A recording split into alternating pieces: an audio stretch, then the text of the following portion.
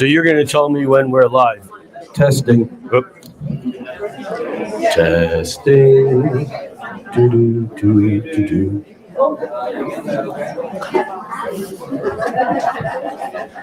You guys snuck in. We're live. We are live. Welcome, everyone. What a great turnout tonight. Thank you all for appearing here. I know that some of it's for me and some of it's because it's just so crazy out there, and any reality checks any of us can get.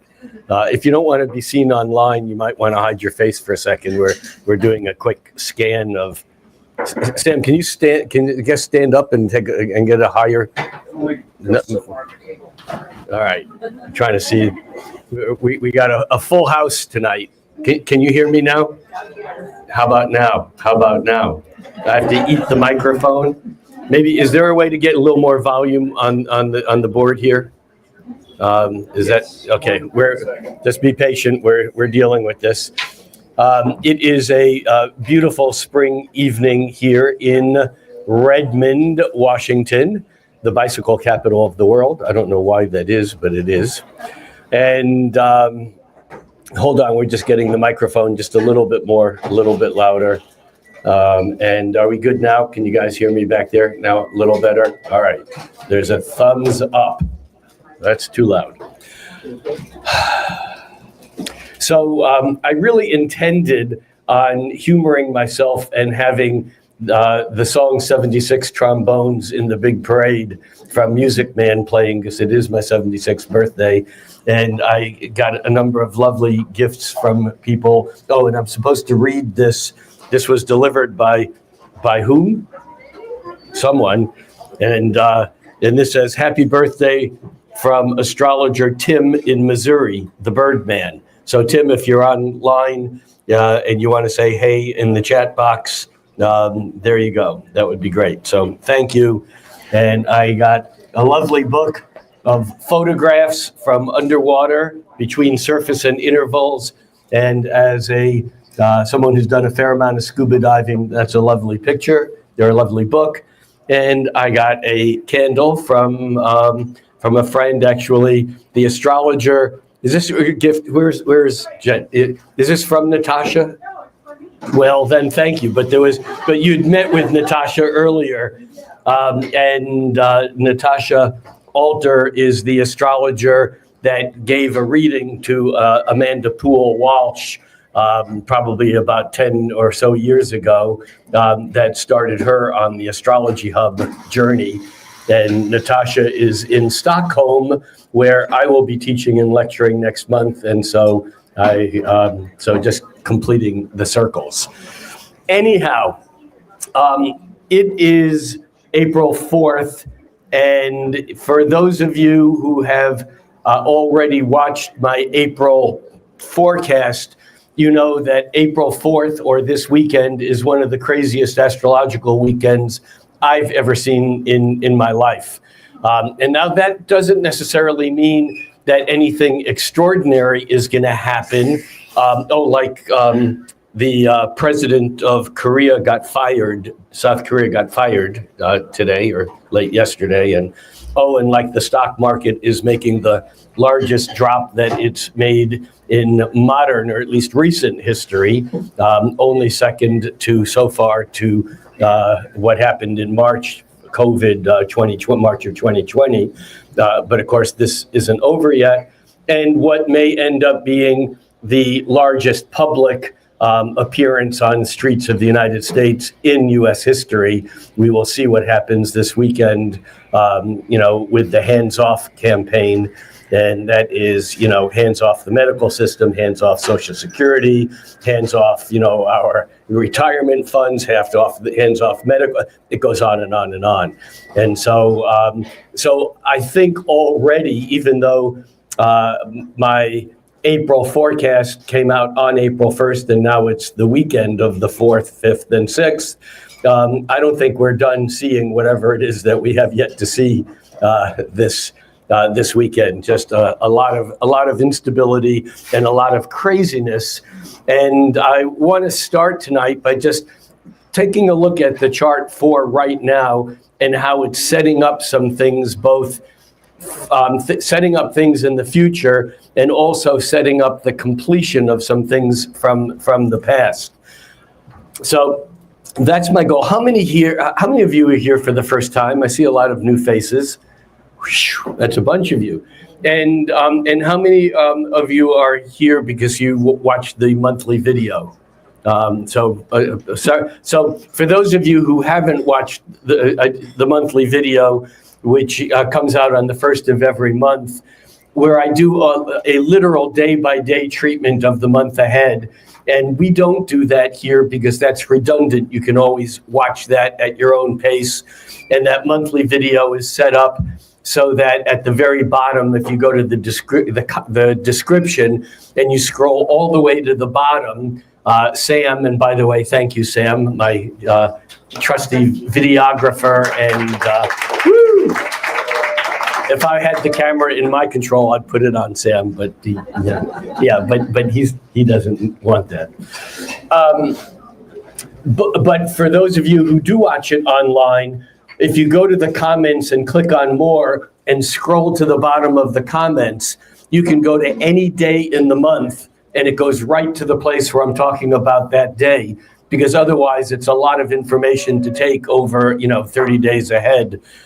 So we don't do that here tonight. What we do here tonight is I try to take some overview, some theme to focus on to give you an idea of maybe the larger of things. And you don't need to be an astrologer to know that this is a bizarre, crazy time right now, certainly in the United States, but all around the planet. I'm sure many of you have heard the Chinese proverb, "May you live in interesting times." What you may or may not know is that it was intended as a curse. And we live in interesting times. There's a kind of a concept that it's like, if I could be a Jackson Browne song, one of the lines is, or the chorus is, if I could be anywhere in time, it would have to be now. If I could be anywhere in time and change things, it would have to be now. So this is an absolute inflection point. And I've been saying this for, it feels like years, but it's not just April. It's not just March, April, and May, although it is. And it's not just 2025, although it is. It's really 2020, when things during the Saturn and Pluto conjunction in January of 2020, it's really 2020, 2021, 2, 3, 4, 5, 6, 7, 8. That's the inflection point.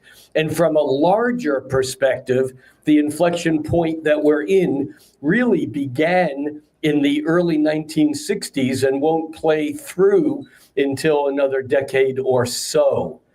And, many of you probably have heard about the age of Aquarius, and there's a lot of misinformation about it because many people think that we're at quoting the song, the dawning of the age of Aquarius. It's about 100 years away. But when you have a cycle that's 26,000 years long, when you get to the cusp, when you get to the edge between two signs, it's not like a razor blade. It's like going into a fog. It's like crossing the mists into Avalon. And it's really, it's almost like a century coming, and then a century there, and a century moving away from it far enough so you can see what happened. And you can think of that, the last transition of ages was about 100 BC to about 100 AD. And in that period of time, what was set to be the dominant factor on planet Earth, regardless of where you live on the planet, regardless of what religion you might be, took place at that point around that point in time. And you could trace these ages back and back and back. Now, why is this important now? It's because there's things going on that are setting the it's almost like in a play where you have foreshadowing. In Act 1, it's like the guy can't go in Act 3, take a gun and shoot someone, that the gun is taken out of a drawer in the living room and shoot someone who seemed to be okay. Unless in Act 1 or 2, you show the gun and you show something that guy did that was not okay. This is called foreshadowing. It's a literary device. Well, what we are doing right now is we are getting the foreshadows. We're getting the future informing this moment so that we get glimpses of what's ahead, so that we know how to act and what to do. As an astrologer, one of the things that has always intrigued me and probably intrigues many people is what the hell is time? And it used to be that time was this mechanical tick-tock clock, that every second was the same length, the pendulum on the clock, tick-tock, tick-tock. And this was a basic underpinning of what we now call the Newtonian paradigm, or Newton's clock, Newton's universe, where time was mechanical.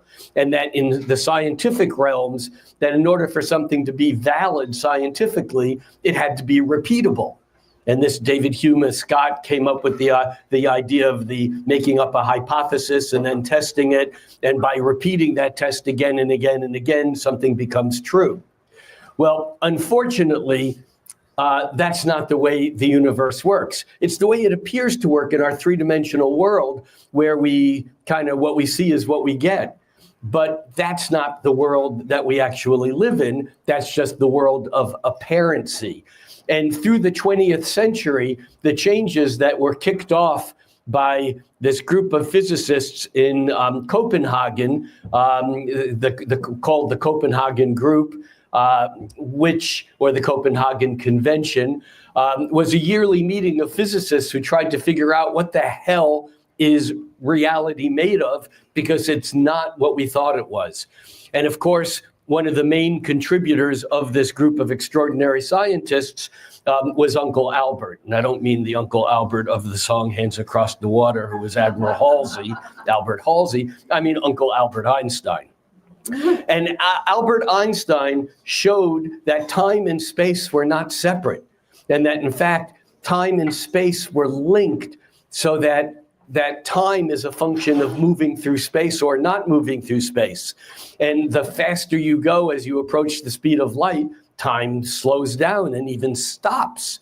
How does this all work? Well, the reason why I'm talking about this is that through the 1970s and 80s, a group of physicists began trying to understand things that didn't make sense in physics in the three-dimensional world, things like telepathy and things like distance viewing and things like just remote viewing is the word I was looking for. Just things, altered states of consciousness. What is the role of consciousness in physics? Because up until the 20th century, consciousness was not part of physics, except it turns out that that's not the case, because consciousness actually creates physics.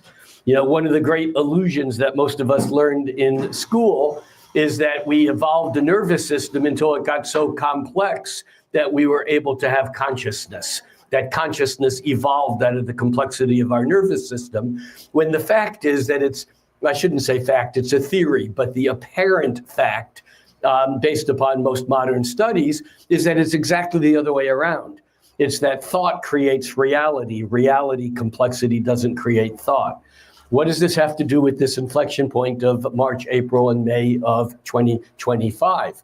Well, there was a physicist named Jack Sarfati who came up with this idea they did thought experiments, because you can't actually do experiments. You probably remember from an old Disney thing, the two twins, and one gets on a rocket ship and travels at the speed of light, or gets close to the speed of light, travels for 20 or 30 years and comes back and meets his twin, and his twin is old, and the guy in the rocket ship, having traveled for that same amount of time, hasn't aged, because time slows down or nearly stops as you approach the speed of light.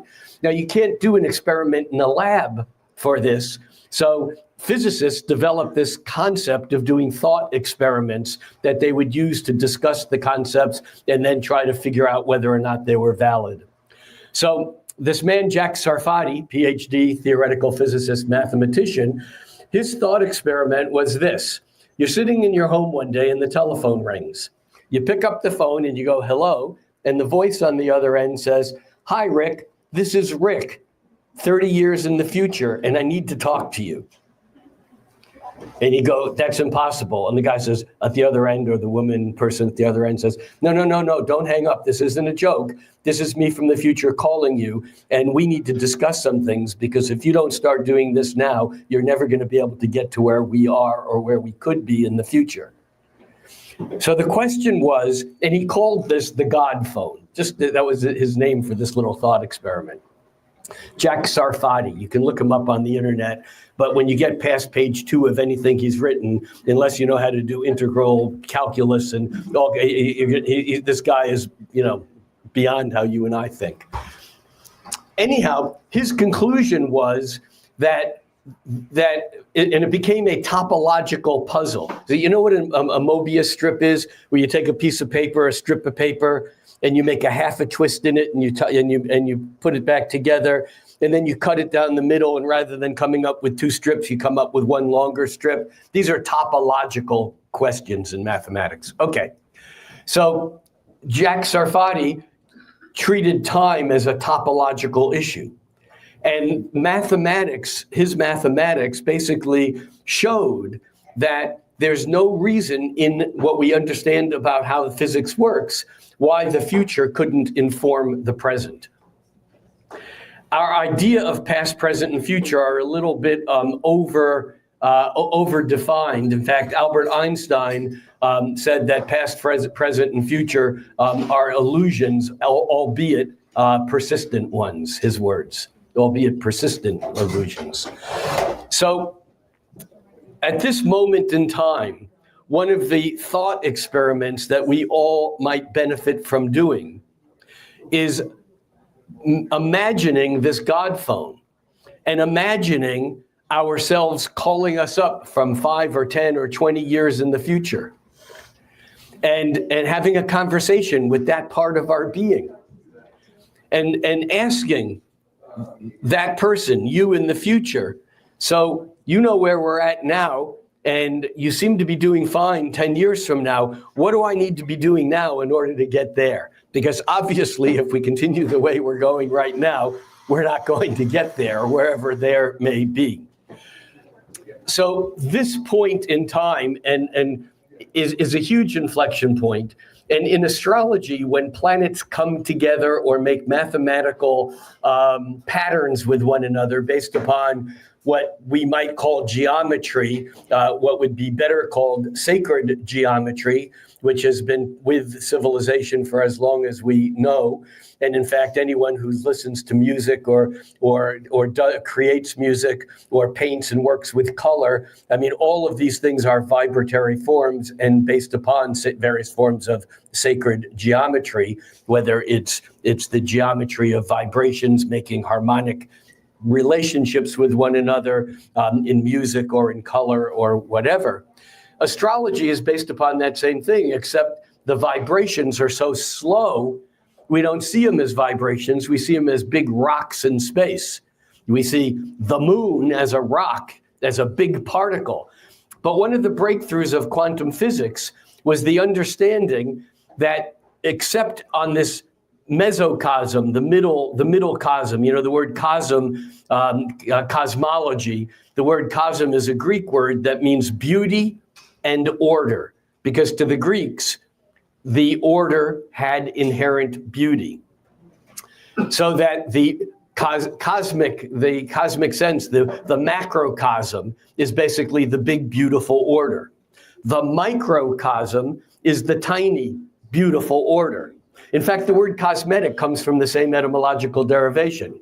A cosmetic etymologically means something that would bring out the natural, beautiful order.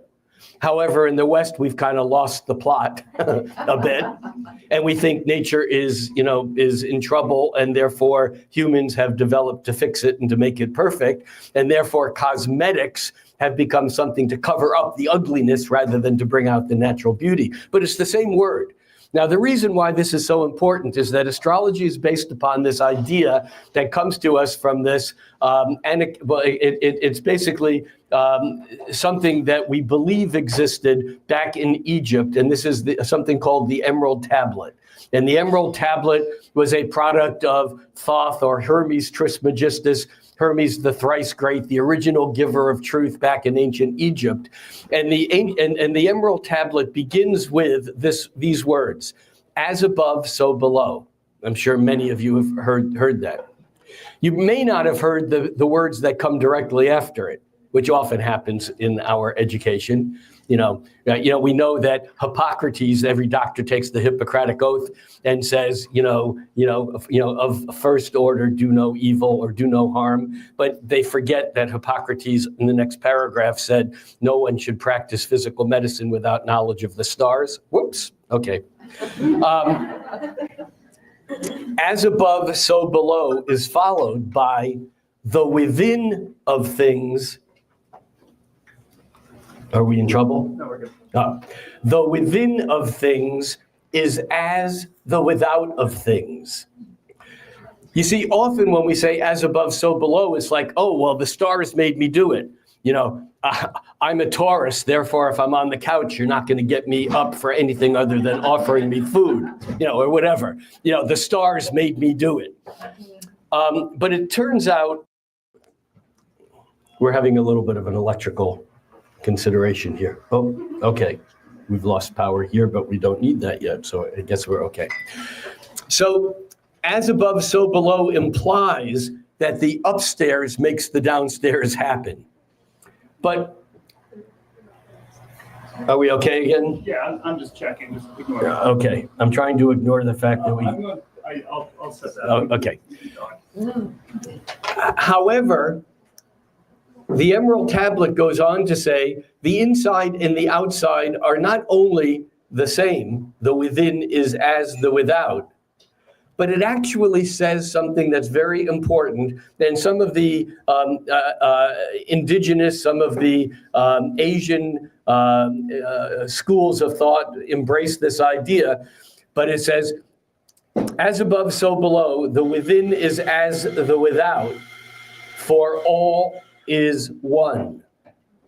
What that means is that the inside and the outside, the very small, the microcosm, the subatomic realms, the inner psychic realms, and the outside, the cosmic realms, the starry planet realms, are one and the same. Now, in their explorations of physics,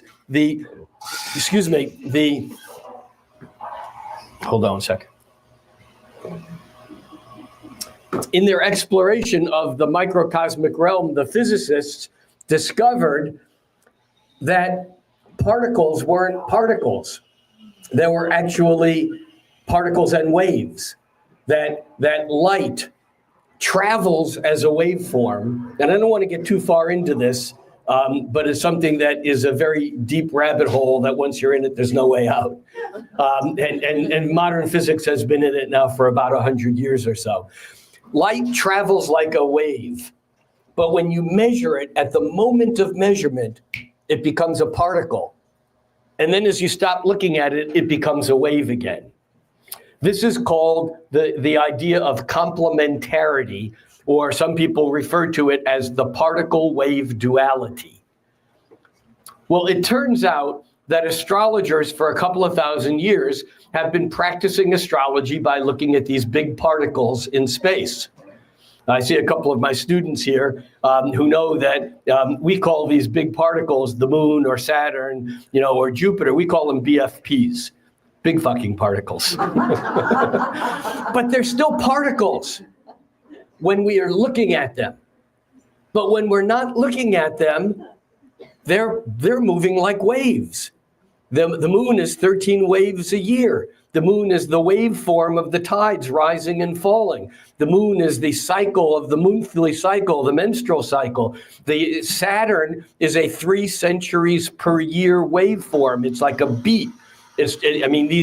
Music, is just frequency. Color is frequency. There's no such thing as the color green out there. What there is how we perceive 470 trillion cycles a second. We go, oh yeah, that's green. But there is no green out there. It's just frequency. The universe is only frequency. And when you observe it, the waveforms seem to particularize in that moment. All right, so here we are back in March, April, and May. And in astrology, when two particles, BFPs, either bump into each other, and I don't mean actually collide, although that does and can happen, but when two particles line up in the same place in the sky, like an eclipse, like a new moon, that has like a connection. It's like playing a note on a piano and having another instrument play the same note. There's a sympathetic vibration that comes from both of them. Or when two planets line up opposite from one another, like the sun and the moon at a full moon, that is like an opposition, but it's still the waveforms are interacting with geometric, in a form of sacred geometry. So one can look back in history. How many people here know of the book Cosmos and Psyche? Anyone? Probably maybe a fifth or a sixth of us here, which is tells me a lot about, no one would read Cosmos and Psyche unless they were geeky, an astrological student, or someone said, this may be the most important book that was written, I would say in the 20th century, but I think it came out in around 2004 or 5 or somewhere right in there. By a man named Richard Tarnas, who also wrote a book called Passion of the Western Mind, which was an intellectual history of Western civilization that he wrote in the 90s, or maybe even in the 80s. Joseph Campbell wrote a cover note for that book saying that it was the singular best history of Western intellect that was ever written. The same guy wrote this book, Cosmos and Psyche, Richard Tarnas. He was the co-director, just recently retired or just retiring, of the California CIIS, the California Institute of Integral Studies, and they have a PhD program in consciousness studies. And he shares the co-directorship of this with a guy named Stan Grof. If any of you know modern psychology, you know Stan Grof's work, but I'm not going there. The book Cosmos and Psyche, the subtitle of the book is Intimations of a New World Order. And we're not talking about global domination here or some political.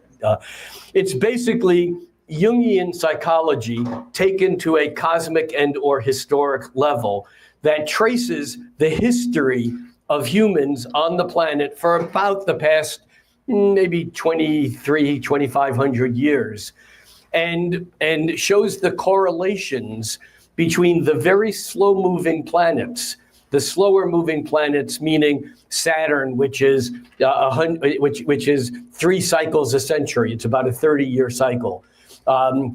Uranus, which is a 84-year cycle, so it's a little bit less than a century of a cycle. Neptune, which is about 165 years, and Pluto, which is about 250 years, meaning that it vibrates or hums or beats like a drum 4 times a millennium. How do you measure a cycle like that? Well, if you're a scientist, you set up some sort of device that measures the frequency. Like you have a radio that measures, 90.5 or 89.3, and you have an FM radio, and you tune it when you're at that frequency, you get the signal. And you get it because there's a repeating signal that's happening 90.5 megahertz or 90.5 million beats a second. That's what's happening there. But if it's only happening 4 beats a century, 4 beats a millennium, we go, okay, got 1 beat. All right, well, let's just wait 250 years. And no, got the second one 250 years later. Incidentally, the Declaration of Independence and the founding of the United States, the U.S. Constitution, the first meeting of Congress, and the French Revolution all happened about 250 years ago. And part of what we're experiencing here in the United States is the first beat on this Pluto cycle, with Pluto back in the same place. When a planet comes back to the same place where something was born, that's important astrologically. It's why we celebrate our birthday. From the Earth's point of view, the sun is back in the same place every year within a day or two of your birthday. My birthday, which is April 6th, happy birthday. And again, 76 trombones, 76 years old today. Well, actually, it's on April 6th. But our calendar is kind of sloppy. So we astrologers don't care about the day of the year. We want to know the moment that the sun, from Earth's point of view, is in the same place. And it turns out that my real birthday is not on April 6th this year, it's on April 5th, because our calendar is inherently sloppy. So when we celebrate our birthday, what do we do? From when we're about 4 years old onward, what do we do? Light a candle. We light a candle, then what do we do? What do we do before we blow it out? And then we blow it out. Okay, do you understand that this is the entire culture of this country that says, oh, witchy? No, that is basically a witchy practice. Because what happens is that lighting a candle in any sort of sacred practice is a way of focusing energy. And then you don't make a wish if you're practicing sacred ritual, you state an intention. Well, try to explain that to a 4-year-old or to most 40-year-olds for that matter. But you state an intention. And in fact, there's so much that goes on, that when you think something, that happens. When you state your intentions, that's the beginning of the process. That whole idea that is so prevalent in our culture now about stating intentions, stating them clearly. So that's first you light the candle, focus consciousness. Secondly, you state your intention. I wish I had a new bike. And then do you know why you blow the candle out? Because you cannot fulfill any intention as long as you're holding on to the energy. This is one of the breakthroughs that the Russians made in the 60s in their study of telepathy, where in the United States, the CIA was focusing on these people who were sensitive enough to receive information, to be telepathic. And the Soviets took an opposite stand on this, and they were studying the people who to send the information. And what they discovered is that if I'm trying to send you a color in my mind, I'm thinking of a color. What color am I thinking of? Red. Doesn't matter. I'm not telling you. The actual transmission occurs at the moment I go blank. As long as I'm thinking of the color, you will not pick up on that. That anyone who's trained in sending psychically, and there's a wonderful book called Zen and the Art of Archery, which basically, from a totally different perspective, has the same thing. And that is that the arrow cannot hit the target until you release it. That's my oversimplification of a 300-page book. But the point here is that there's this sense of when a planet returns to where it was, we state our intention, and even though it is I'm looking for another word other than witchy, it's a sacred ritual, maybe a better word, based upon real, actions from the past. We're just left with this empty shell of event. You light a candle and you make a wish, and you blow out the candles. But that's the reason why we do it, because when any planet returns to where it was, when you were born, or when the event first happened, there's a return of that energy. And the United States is going through this, and in this much deeper cycle of this 250-year cycle. There are cycles within cycles, And when planets line up with one another, again, the energy intensifies. And for those who practice theurgy, does anyone know what that word means? Handful of people. Theurgy, you know what theos means? Theo, theology, God. Ergy, it's a unit of measure in physics, and erg, the urge to do something comes from the same root. Theurgy is basically, an erg is a unit of force in physics. Theurgy is working with God. It's not theosophy or theology. It's theurgy, and look it up. So there's a whole portion of astrology which is basically magical or ritual astrology that has to do with working with the moment. And moments are important for doing something at a right moment. I mean, we all do that. We don't go to work at 3 in the morning unless that our job requires it. That's when we're sleeping. There are moments to do things and moments not to do things.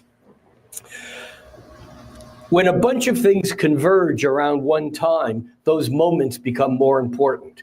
When you look back in your life, there are probably years for those of us who are maybe in our 30s or 40s or 50s or 70s. We look back and there are years that we just kind of, I was living in so-and-so then, or I was doing that then. But there's nothing stands out.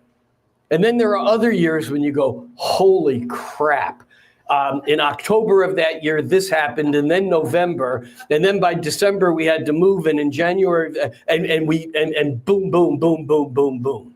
Okay, astrologically, those are times in your life when planets in the sky have either come back to places where they were in your birth chart, or they're making angles based on sacred geometry with planets in your birth chart, or they're making angles with each other that are so strong they're impacting everyone on the planet. And the book Psyche and Cosmos and Psyche are those that happen so strongly that they impact the entire planet. Like, I first wrote about January 12th, 2020, in an article that was published online on my website then that I had started an astrology website with Jeff Jower, who isn't here but is here in spirit, because for years Jeff and I did this together. Jeff graduated from the physical dimensions about 10 years ago. And so, hey, Jeff, you're just being conjured back up at this moment. But I wrote an article for Star IQ in October. It was actually late September of 2001. Why did I write an article in late September of 2001? 9/11. And what I wrote about was the fact that, and every astrologer on the planet and anyone who's delved into any form of astrology knows that in the fall of 2001, Saturn, the planet of stable, structured, three-dimensional reality, and Pluto, the planet of stuff coming in from the hell realms, and I don't mean the Judeo-Christian hell where you go to get punished. I mean the indigenous meanings of hell, that is, as William Blake wrote, a place so magical it would torment an angel to insanity. We're talking about the non-physical dimensions, the realms where things are created, the realms where magic happens, the realms where we're not in control. There's other things that we don't have in our life. And when planets line up with Pluto, often things come through, so to speak. And in September of 2001, Saturn opposed Pluto. And in fact, an astrologer, Rob Hand, anyone who studies astrology knows Rob's work because he's a bright star in the astrology realm. I sometimes refer to Rob as the academic dean of astrology on the planet. But Rob wrote an article for an astrology magazine, and he wrote it on Easter weekend, March of 2001. And it was about the upcoming opposition of Saturn and Pluto. And in that article, it talked about a lot of things that could potentially happen, but it was published in the August issue of The Mountain Astrologer. And the article had, as a headline across 3 columns, upcoming, something like Saturn-Pluto opposition by Rob Hand. There were 2 columns of text. And on the 3rd column, the entire, right up to the title, was a picture of what you might call a glassine aluminum tall office building, nondescript, with a fire coming out of the middle of it, with a phoenix, the bird that is equated to Pluto, because the phoenix, the mythological phoenix, arises from the ashes of the ruins of destruction. And this is Pluto. Pluto is about death and rebirth, not death, because in nature, you don't get one without the other. Death and rebirth come together. I like to call it disincarnation and reincarnation. So this article basically was in print by the time 9/11 happened. So because I was writing and working on this astrology website, when that all went down, I wrote an article, and I basically went to my computer, which I could do, and 50 years ago people couldn't do. And I told the computer, I didn't tell it then, it was like, Hal, open the bay doors. No. What I did was I requested from my astrology program, tell me every time in the past 2,000 years when Saturn and Pluto were either lined up exactly or opposite each other exactly. And I took that entire report and I copied it to an Excel spreadsheet, because I'm a geek. And I went to my history books, and then I went online and I began filling in, allowing for a year either side of this once every 18-year alignment of opposition or conjunction of these two planets. And of course, one of them was on within range of September 11th. But the next one was going to be on January 12th, 2020, which I wrote about, as did many other astrologers. This isn't because I have any magical capabilities. I just looked back and went, Saturn and Pluto were exactly opposite each other in 1898 when the World Zionist Organization was formed. And that same year was the Spanish-American War, when colonial Spain got kicked out of the Philippines and out of Cuba. And you go back to 1834, and there was that same alignment, and Spain got kicked out of the South America and founded Colombia and Ecuador and so on. And that was 1898. In August of 1914, Saturn and Pluto aligned within a few days of the shot of Duke Ferdinand that started World War I. Okay. The next opposition was in 1931. That was the year that Hitler came to power, Stalin came to power, Mussolini came to power. Japan was battling, and had invaded China, and the U.S. was in a depression. Okay. The next one was, by the way, they were at 90-degree angles during World War II, but they were back into conjunction in the summer of 1947. Just prior to that, the UN was, just prior to that, the UN was founded, and just after that, Palestine disappeared, 1946, 47, 48. Also, within a week of that exact conjunction, India and Pakistan were given their independence from the British Empire, and that's another whole story. But then they were opposite again in 1965, 66, and at least in the United States, that was certainly height of Vietnam War, and there was also the Israeli, Egyptian, going on then. And then they were in conjunction again in 1982. We don't necessarily think it was a big deal in the United States because we weren't directly affected, but Israel was invading Lebanon, and England was at war with Argentina over the Falkland Islands. And so as you look at these dates, they all make sense. And so I said, something's going to happen. Every astrologer said, wonder what's going to happen if we don't get it right in 2020. And of course, that was within 24 hours of the announcement of the first, at that time it was called the coronavirus, the Wuhan virus, and that was the announcement of the genome. But of course, 2020 became its own story. So when planets line up, shit goes down. Things happen. And planets are doing that right now.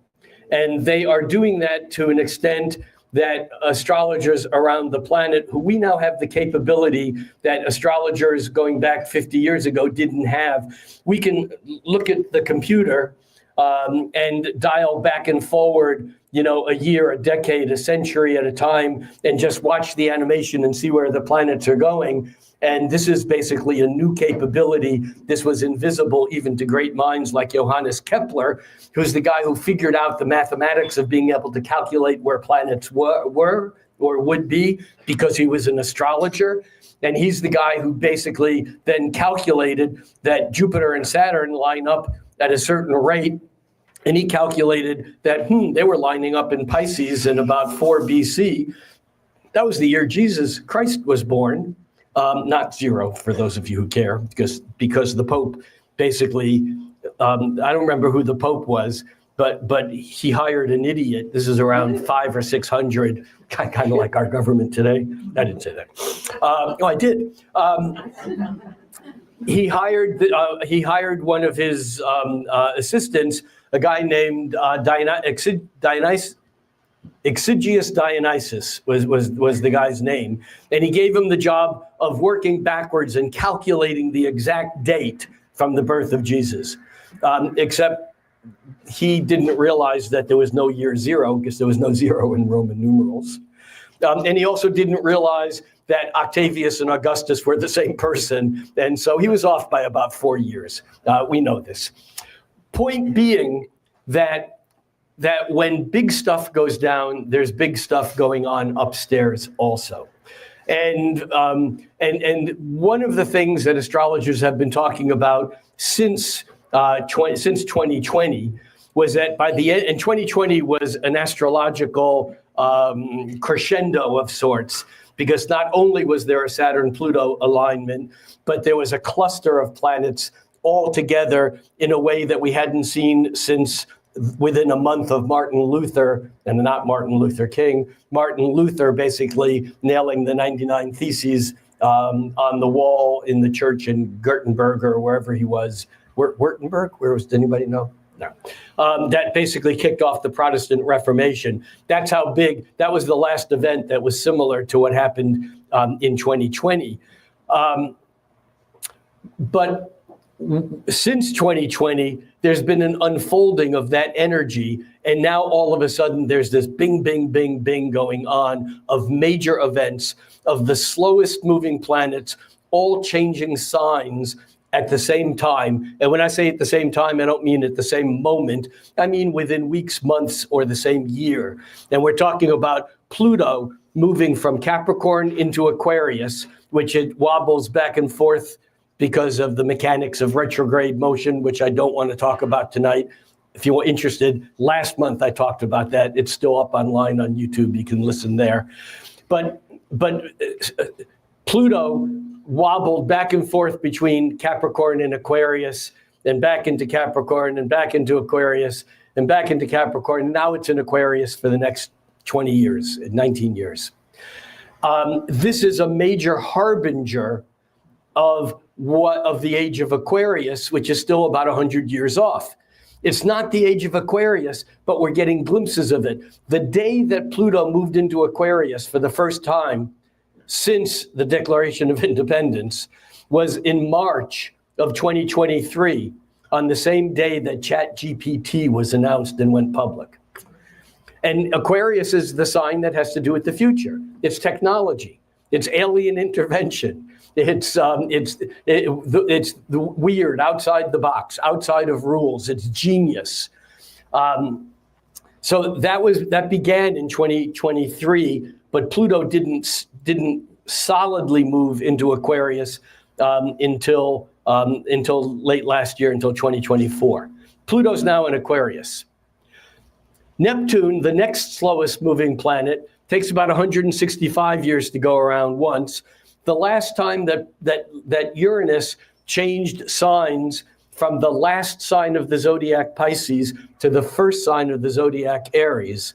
And that change from Pisces to Aries, which is like, it used to be the beginning of the year until the Romans rechanged the year for tax purposes to be December, or to be January 1st.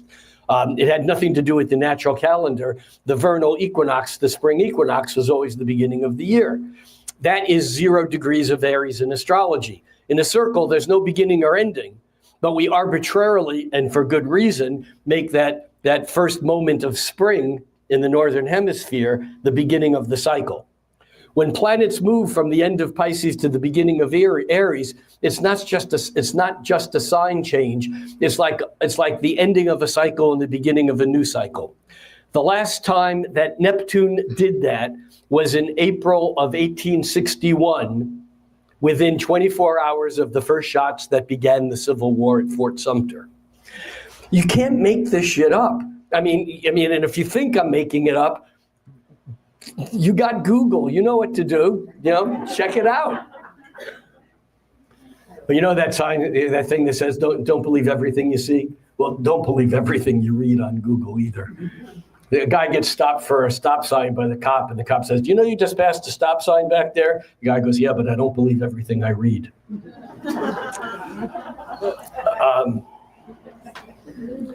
Okay, so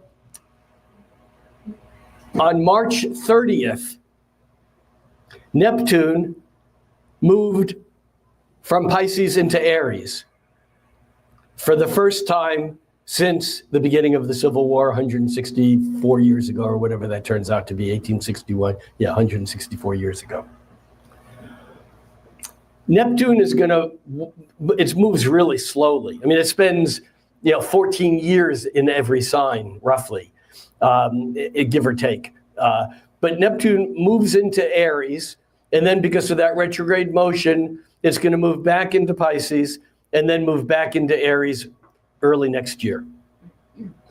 Meanwhile, and it only does that once every 165 years, but it happens to be doing that at the same time that Saturn, which, like Neptune had been in Pisces for the last 14 years. Well, Saturn, which basically goes around this, every 30 years, so it's about 2.5 years in the sign. And Saturn has been in Pisces for the last couple of years. And in May, next month, not April, Saturn tips out of Pisces and into Aries. And it almost,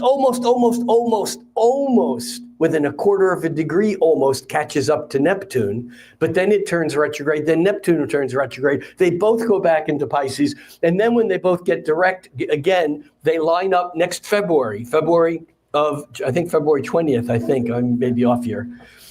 They line up next February at 0 degrees of Aries. Now, I have, and most astrologers that I know, have geeked out and have looked back to say, okay, when's the last time this happened? Because that's what we astrologers do. We're looking for patterns. We're looking for cycles. Can't find one. Holy shit. Thank you. For those of you online who didn't hear that, there was, instead of an amen, it was from the audience, holy shit.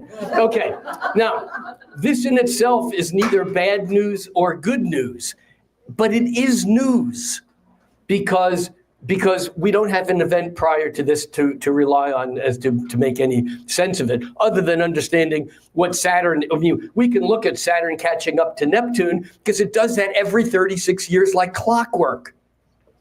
And if anyone really wants to geek out on that, Chris Brennan, a friend, associate in astrology, who does he hosts the astrology podcast that's now in its 4th or 500th edition. Chris Brennan and Nick Dagan-Best, who we astrologers call the human ephemeris. You can go, Nick, where were the planets on June 14th, 1917? And he knows. I call him Rain Man. He hates it. Okay. Chris Brennan and Nick Best basically spent a couple of weeks doing deep research. And they now have this, if you want to even just watch the first half hour of this, it's on YouTube, and it's an 8-hour deep discussion of everything that's happened every 36 years as Saturn catches up with Neptune. But the short version of this is, and for those of you who support him on Patreon, there's a 130-page document that has all the research on it. This is not for the faint of heart.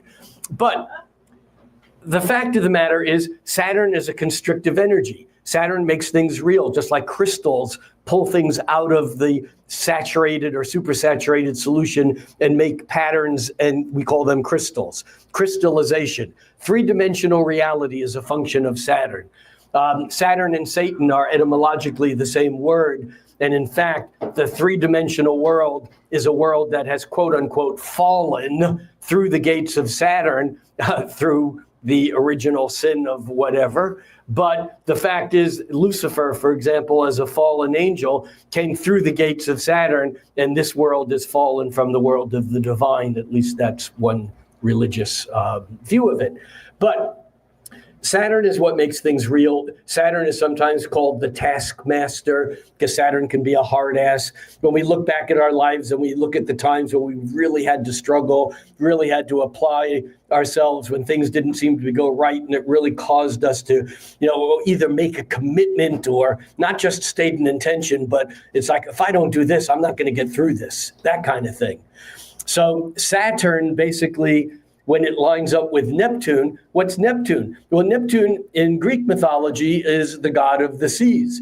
Now, if the Greeks weren't a totally patriarchal society, Neptune would have been a feminine entity because the ocean is receptive and dissolving and is universal. And so we do have a problem with astrology and so much of what we think and know coming from, at least linguistically, from a patriarchal society that we obviously are still struggling with.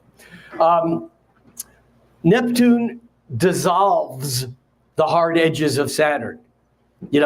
Throw salt in water and the hard edges of the crystallized salt, and a lot of Saturn words have a st in them. Saturn, salt, constriction, test, austere, stable, stamina,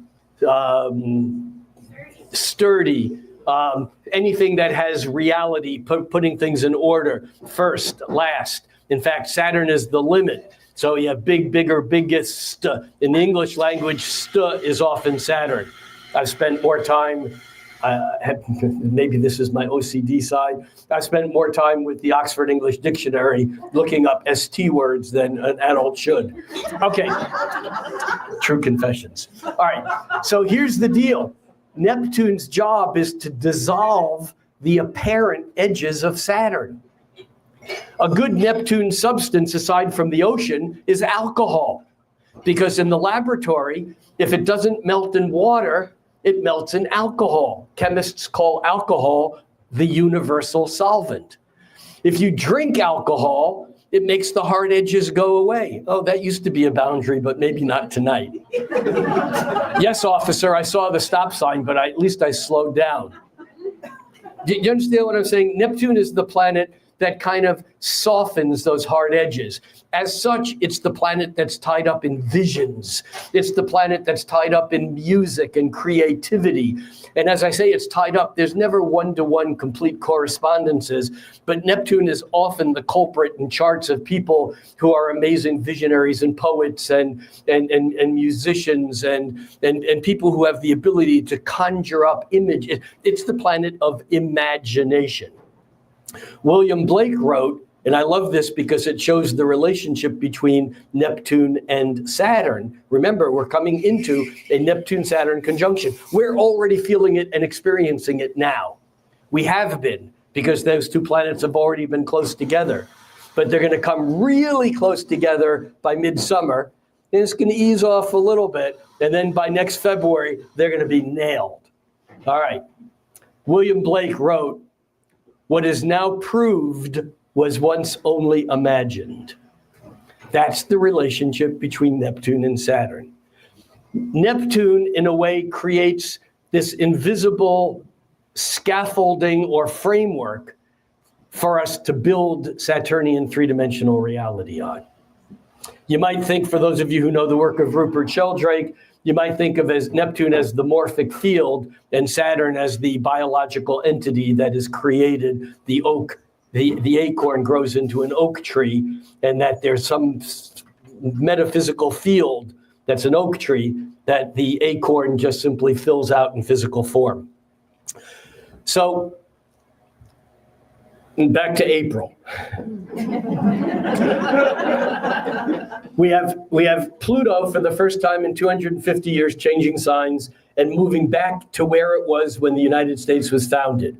Now, Pluto is associated with death and regeneration. Pluto is the butterfly that comes out of the caterpillar. There's nothing butterfly-like in the caterpillar, but somehow there's a transformation, a transmutation, a metamorphosis that the caterpillar dies and is reborn. You know, if you open up a chrysalis, a cocoon, while the caterpillar is in it still, the caterpillar's gone and there's no butterfly, and that's it. It's dead. It's over. It's a good image of understanding the relationship between disincarnation and reincarnation, is that in-between state, what the Tibetans call the Bardo states, the in-between states, the states in between death and rebirth.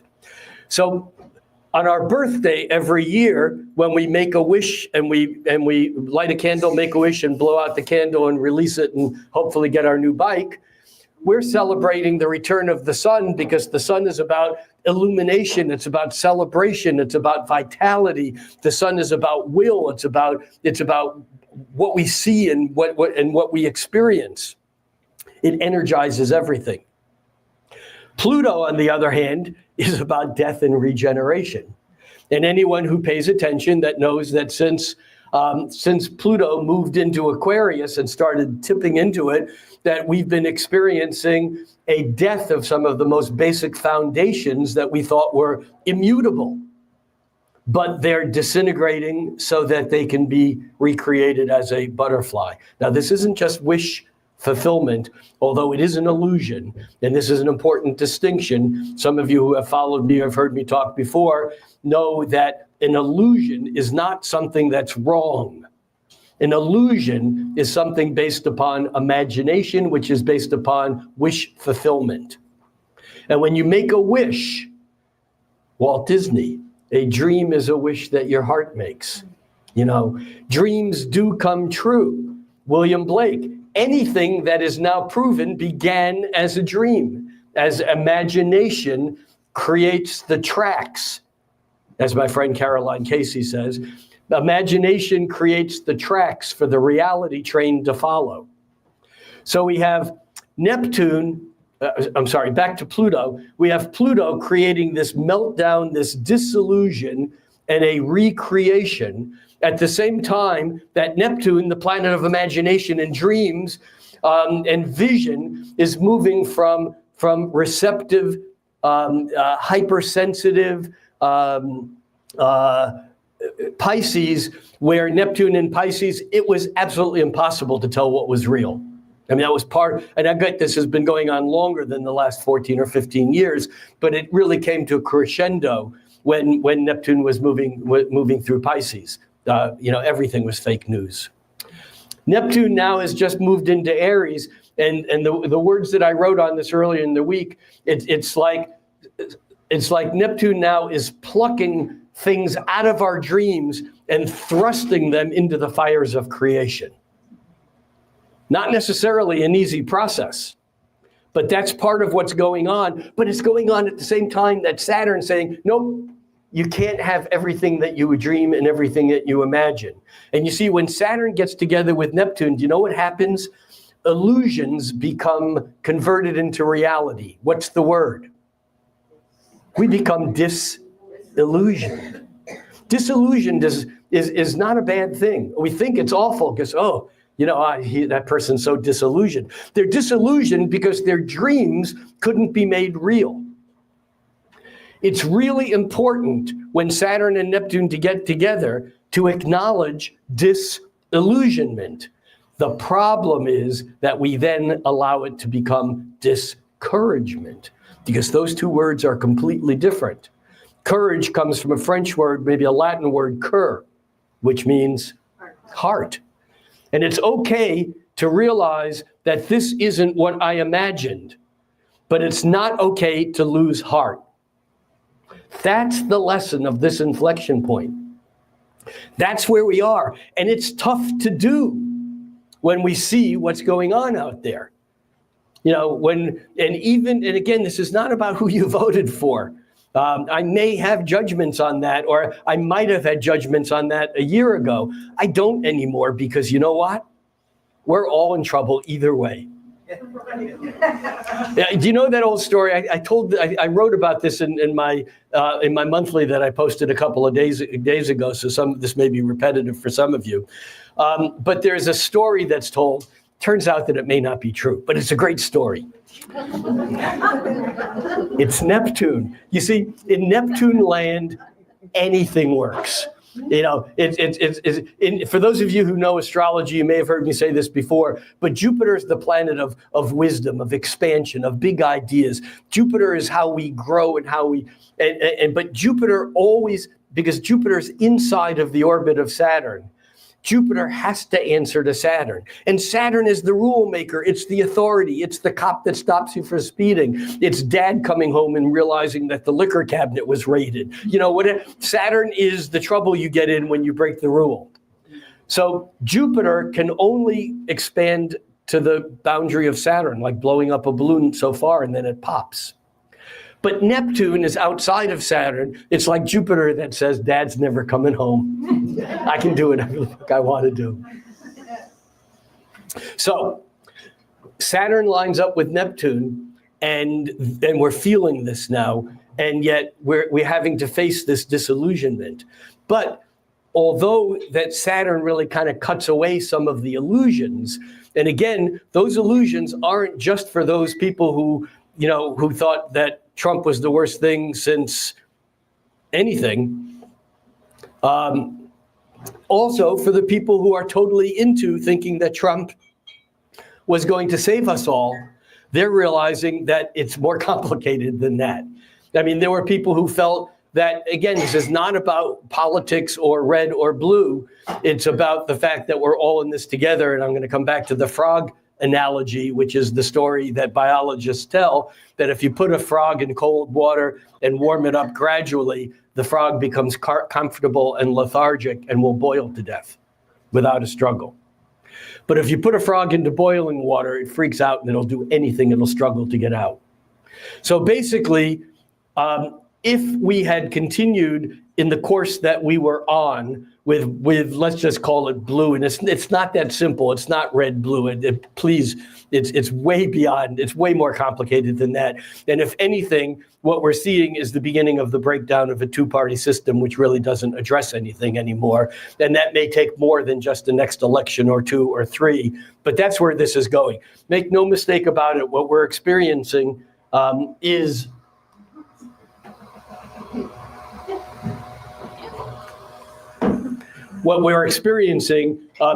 the last cries of colonialism, of imperialism, of patriarchy, of greed, of capitalism. And what's going to replace it?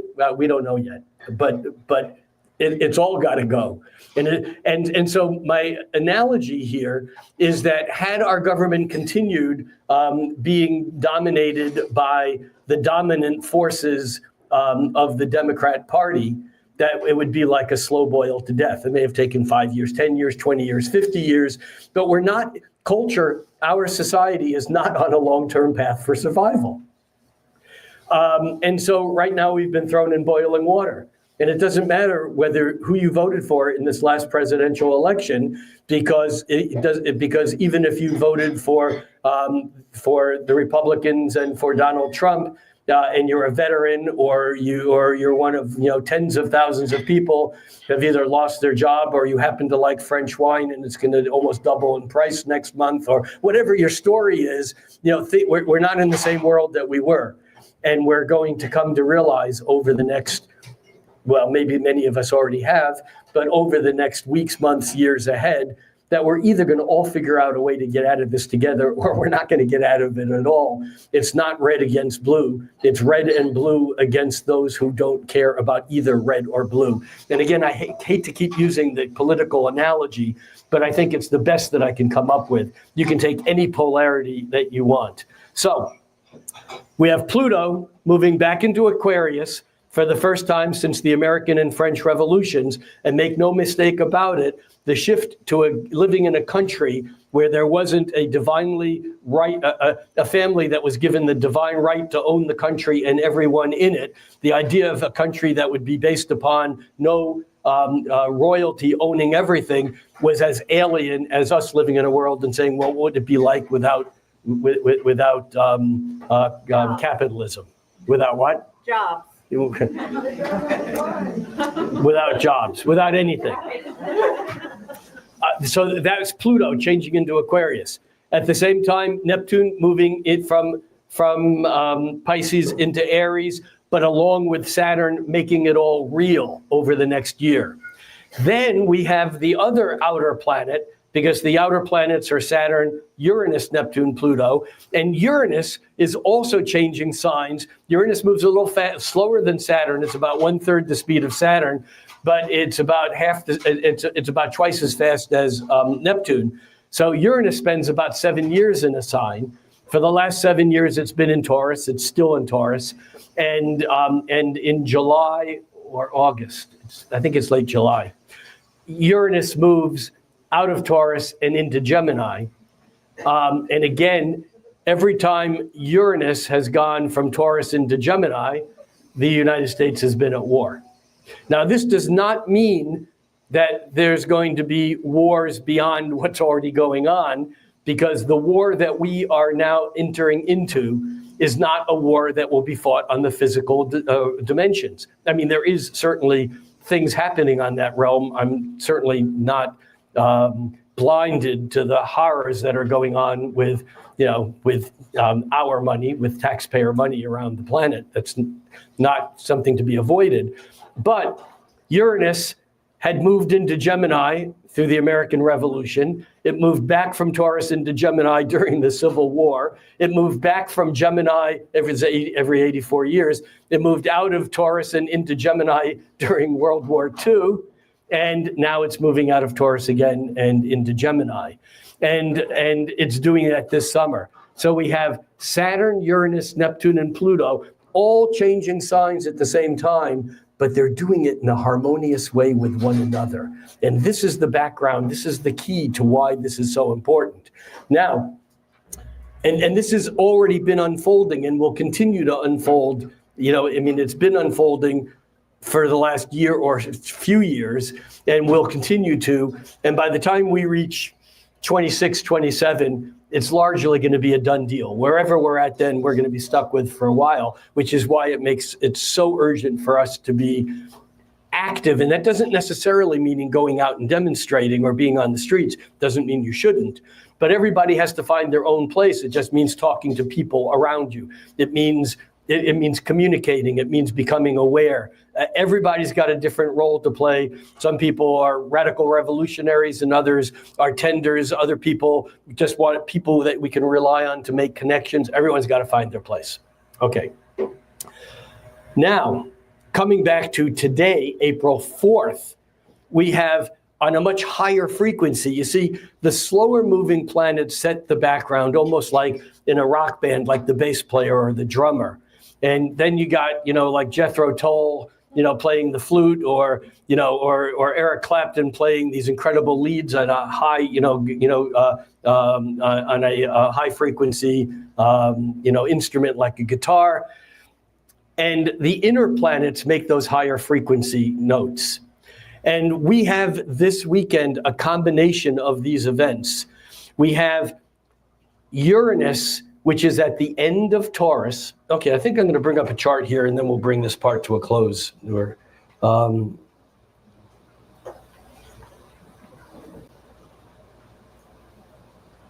know I can do this. Is that it, Sam? Yeah. Okay, so here we have a, except I'm not seeing, do you see my cursor when I move my cursor or no? No, I know you do here. Online, you don't, though. No, I don't think so, no. All right, wait a minute. How about now? Yes. Okay, all right. So here we are looking at a chart for this evening. This is now a chart for 7:46 p.m. in Redmond. but it's now wherever you are on the planet.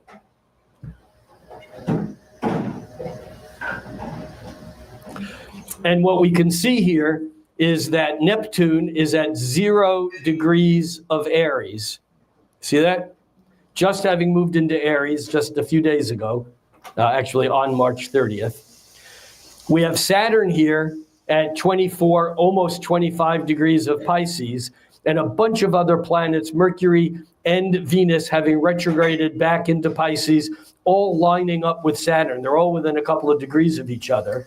And over the days and weeks ahead, these planets will all go, because they're all going faster than Neptune. If I unfold this, and I will in a moment, showing an animation here, the Saturn at 24, Venus at 25, and Mercury at 27, they'll all then begin to move forward faster until they all catch up with Neptune in Aries. So this is what's happening over the weeks ahead.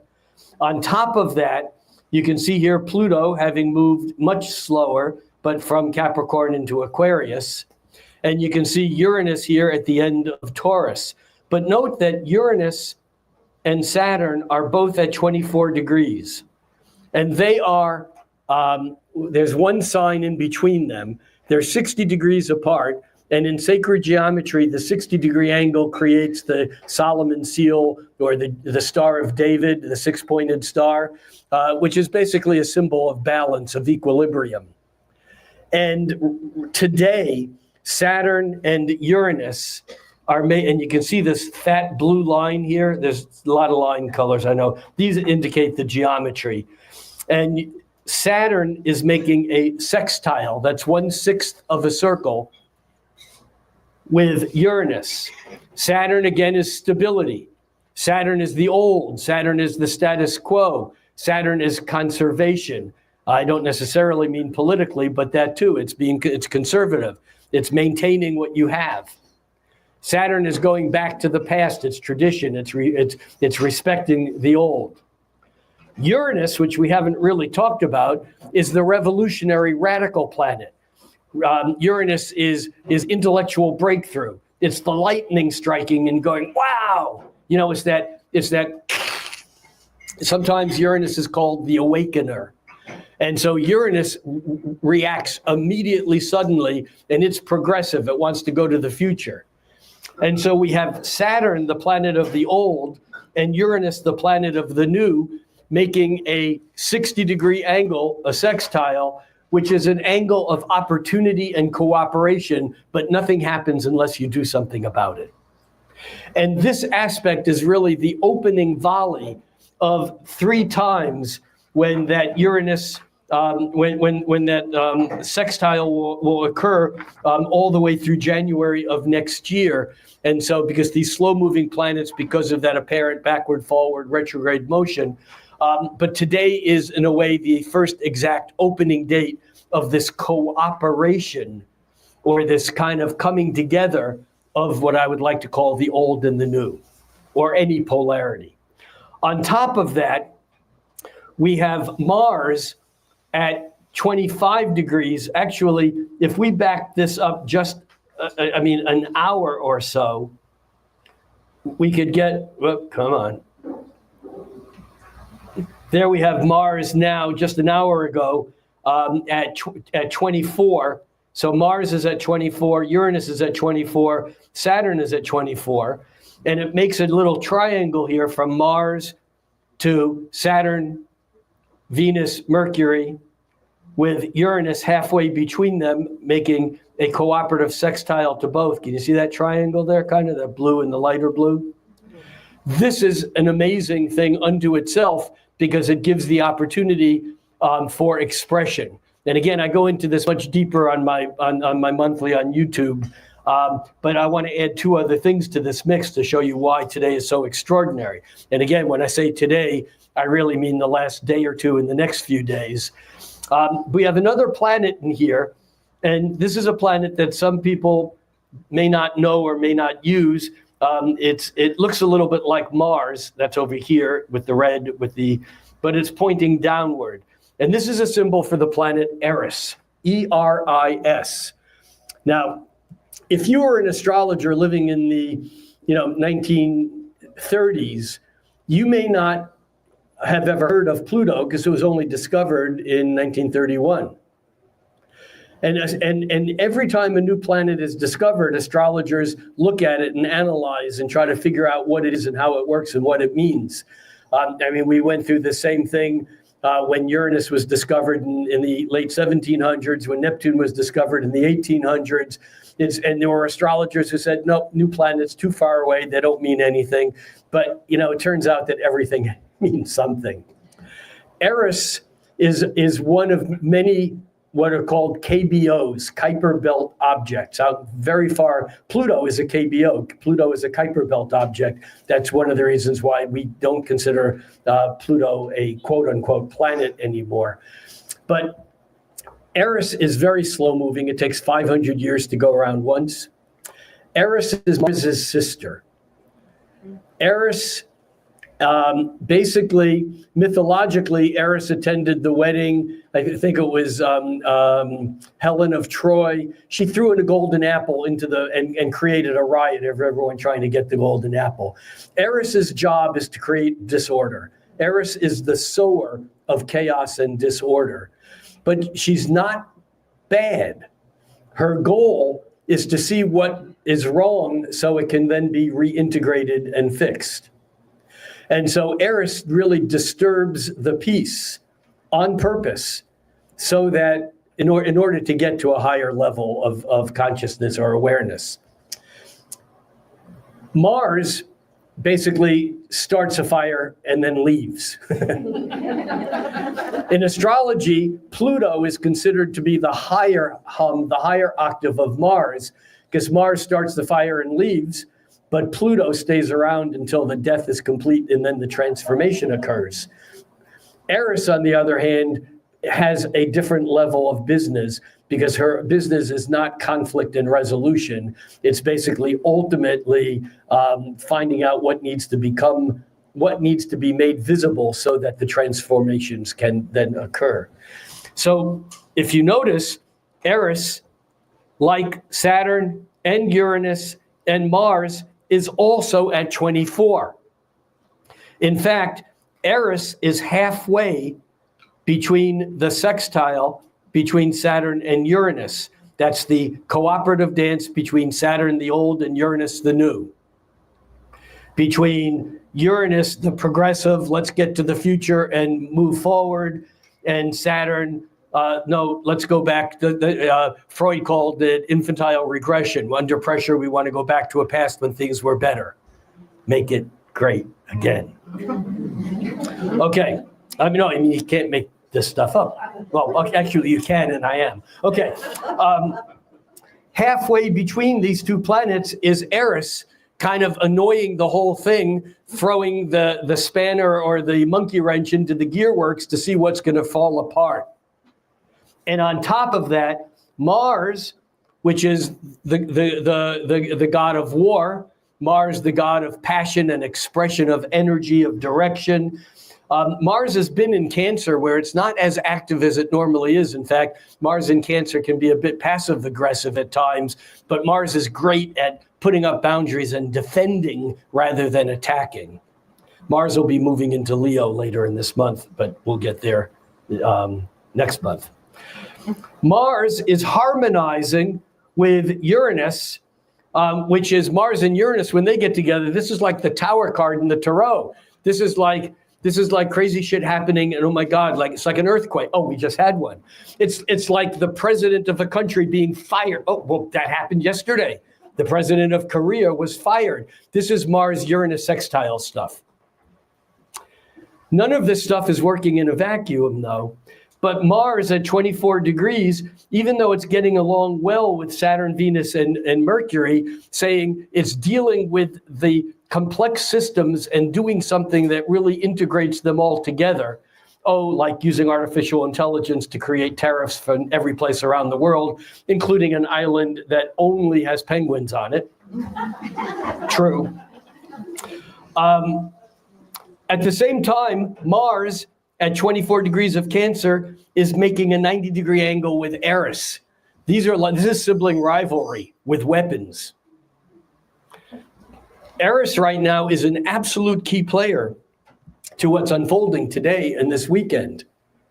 And what we're seeing is a global meltdown over actions that were Mars-Uranianly, let's just throw the lightning into the mix and see what happens, so to speak. Although there was also Mars and Saturn involved, meaning that it was real stable and structured. Stable, not meaning for the status quo, but built upon a fundamental banking, economic, stable system. So that's the complexity of today and why there's so many people here. How many people are here? Someone count. Is there a counter here? Do we have someone who's OCD who will stand up and count? No.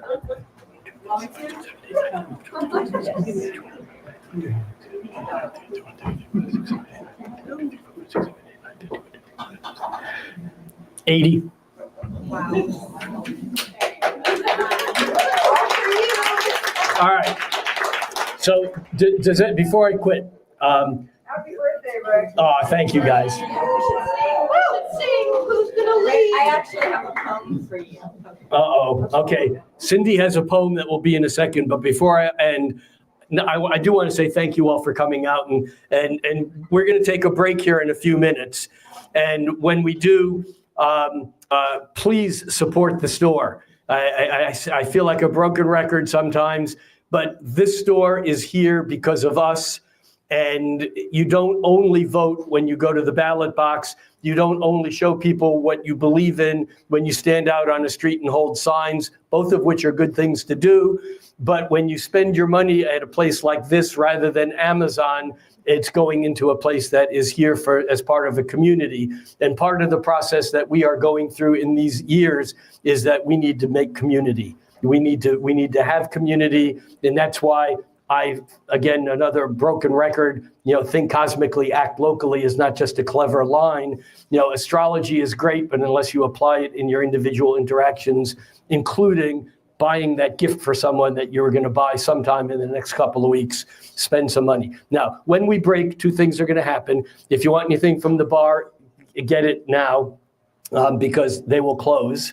And thank you so much to our baristas. You guys are great. And also, I will put on, where's our table? I'll put on this table here a hat with some forms. We'll break for about 10 or 15 minutes. For those of you who want to get out of here, it's your escape hatch. Blessings, be awesome, be safe, and have integrity. But for those who want to stay, I will draw 3 names out of a hat, and we'll do 3 charts live, and I'll give you a sense of how this works in real-time action of working, with someone's chart. And if you've never had your chart done before and you want to put your name in I'll have little forms here. You need to put your name, your full name. I won't use your full name. I'll only use your first name online. But by filling it out, you're giving me permission to use it online. We want your name, your birth date, your birthplace, city and state, and the time of day that you were born, AM or PM, needs to be noted. If you've had your chart done before, but you're not on my mailing list and want to make sure you get on the mailing list, fill out one of the forms, just leave off your birth data, and I'll know that you want to be on the mailing list. If you've ever had your chart done here, don't fill it out because I'm not going to do it again. And we'll reconvene in about 10 or 15 minutes. And am I missing something aside from Cindy's poem? Yeah, you are. Happy birthday to you. Happy birthday to you. Happy birthday, dear Rick. Happy birthday to you.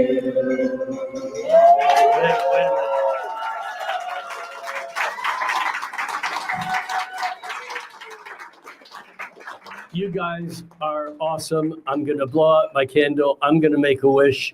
You all know what that wish is. And but before I blow out the candle, if I could ask you, Lorelei, to just hold that for another moment or two, I do want to tell a very quick story. And very quick.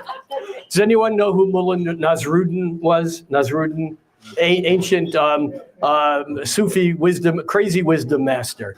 And so Nasruddin is off in this town, just out on the edges of town, riding his mule. And he notices, and he's in a part of town that doesn't have a great reputation, but he was just kind of out riding. And he noticed that there's like a couple of guys, 3 guys are following him. Or it looks like he goes, maybe they're following me. I've heard this is a nasty part of town. I think I'm going to go that way.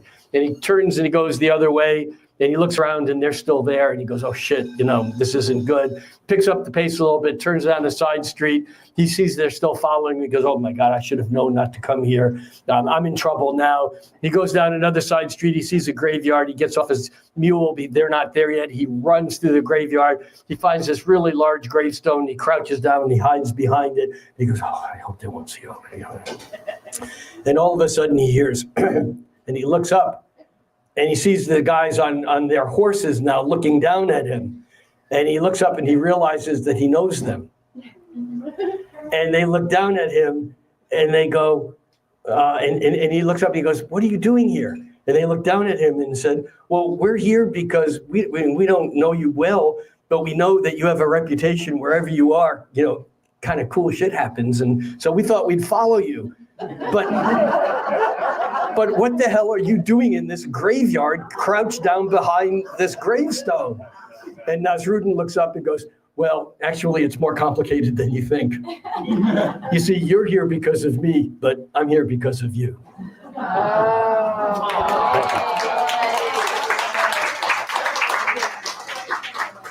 Thank you.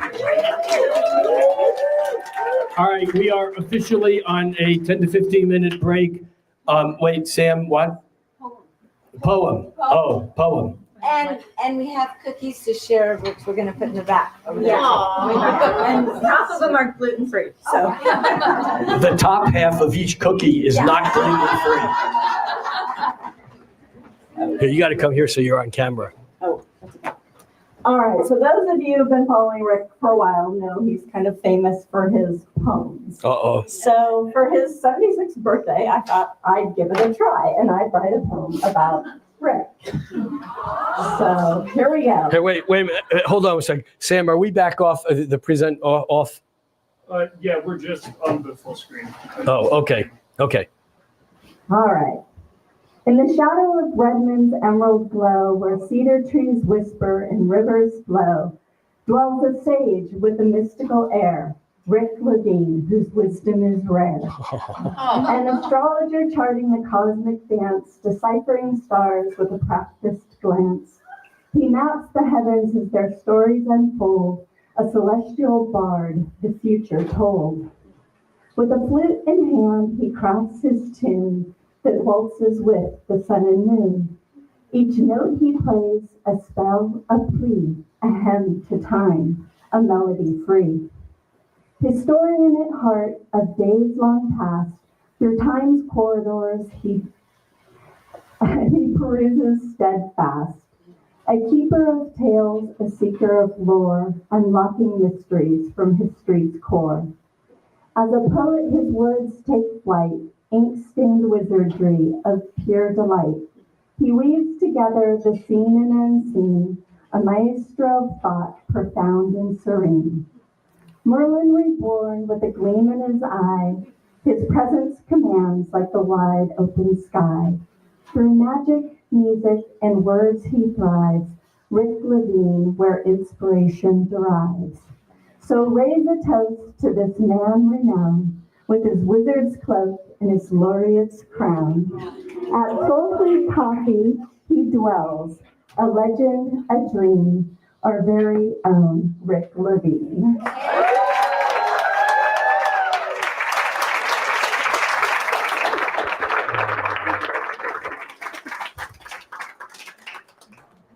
Can I go home now? I don't mind being on stage when I'm in control. Thank you. Thank you. And we're officially on break. I'll put the forms down here on this table along with a hat. And if you want your chart looked at, throw your name in.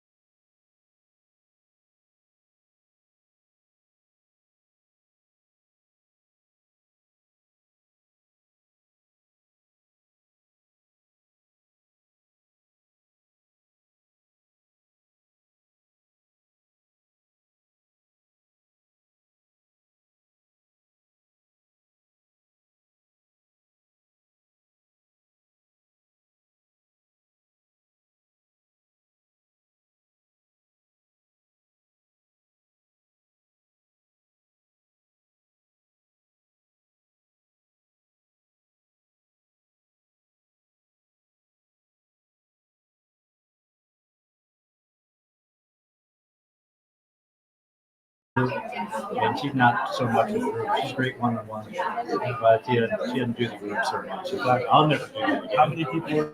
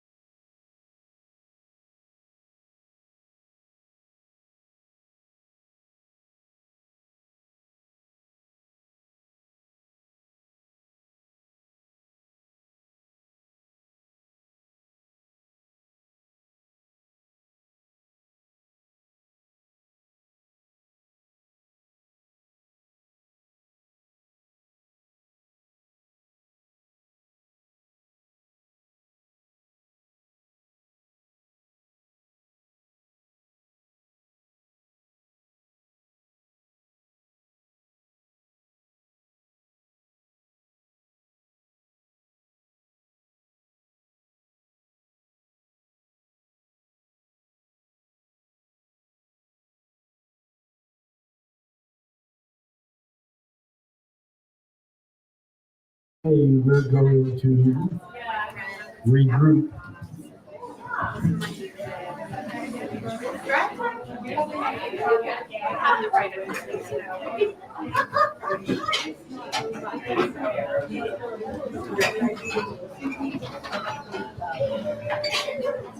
Think about this.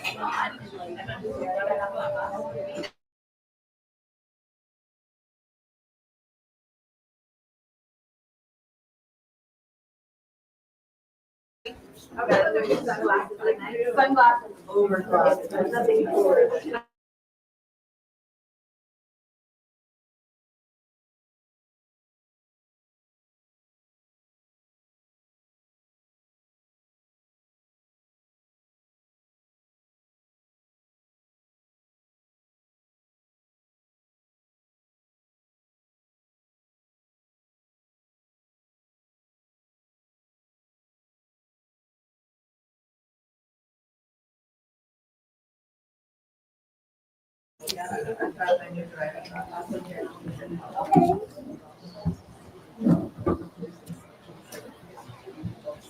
Are we online, Sam? Yes, we are. We are there?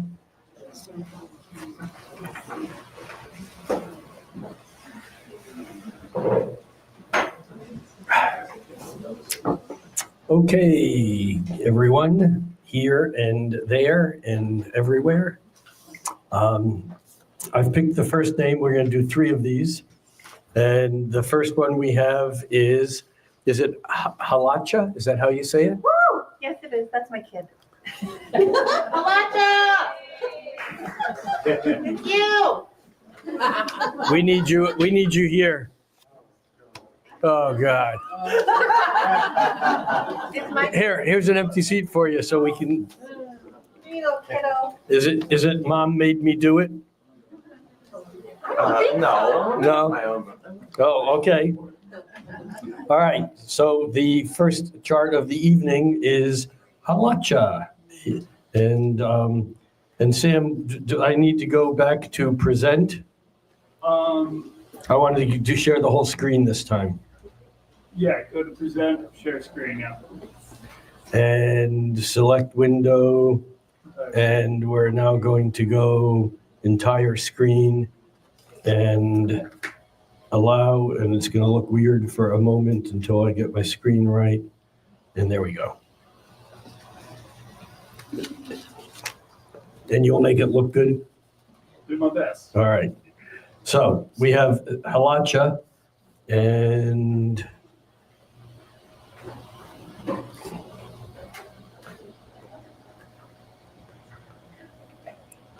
that is April 19th, 2010.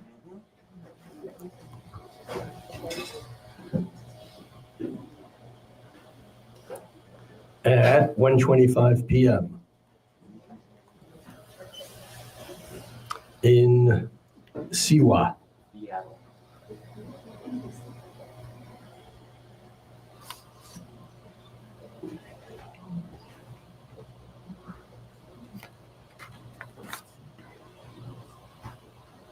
Have you ever had your chart done before? No. Well, then,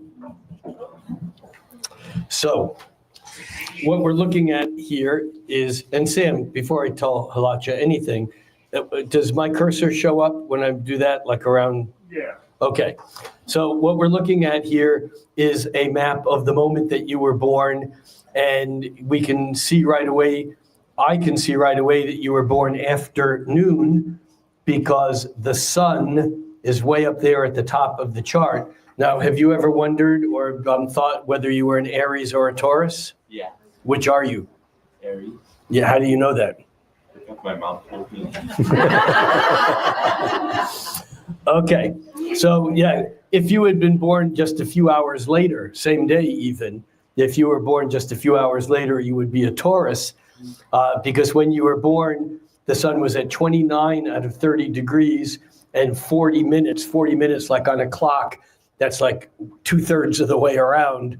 So it's like about 1/3 of a degree away, 1/3 of a day, which is like 8 hours later, the sun would have been in Taurus. But as an Aries sun with a moon in Cancer, I know someone else who's an Aries sun with a moon in Cancer. Oh wait, that would be me. And although everything else in our chart is different, the Aries sun basically is about impulse. It's about doing it. Do it now.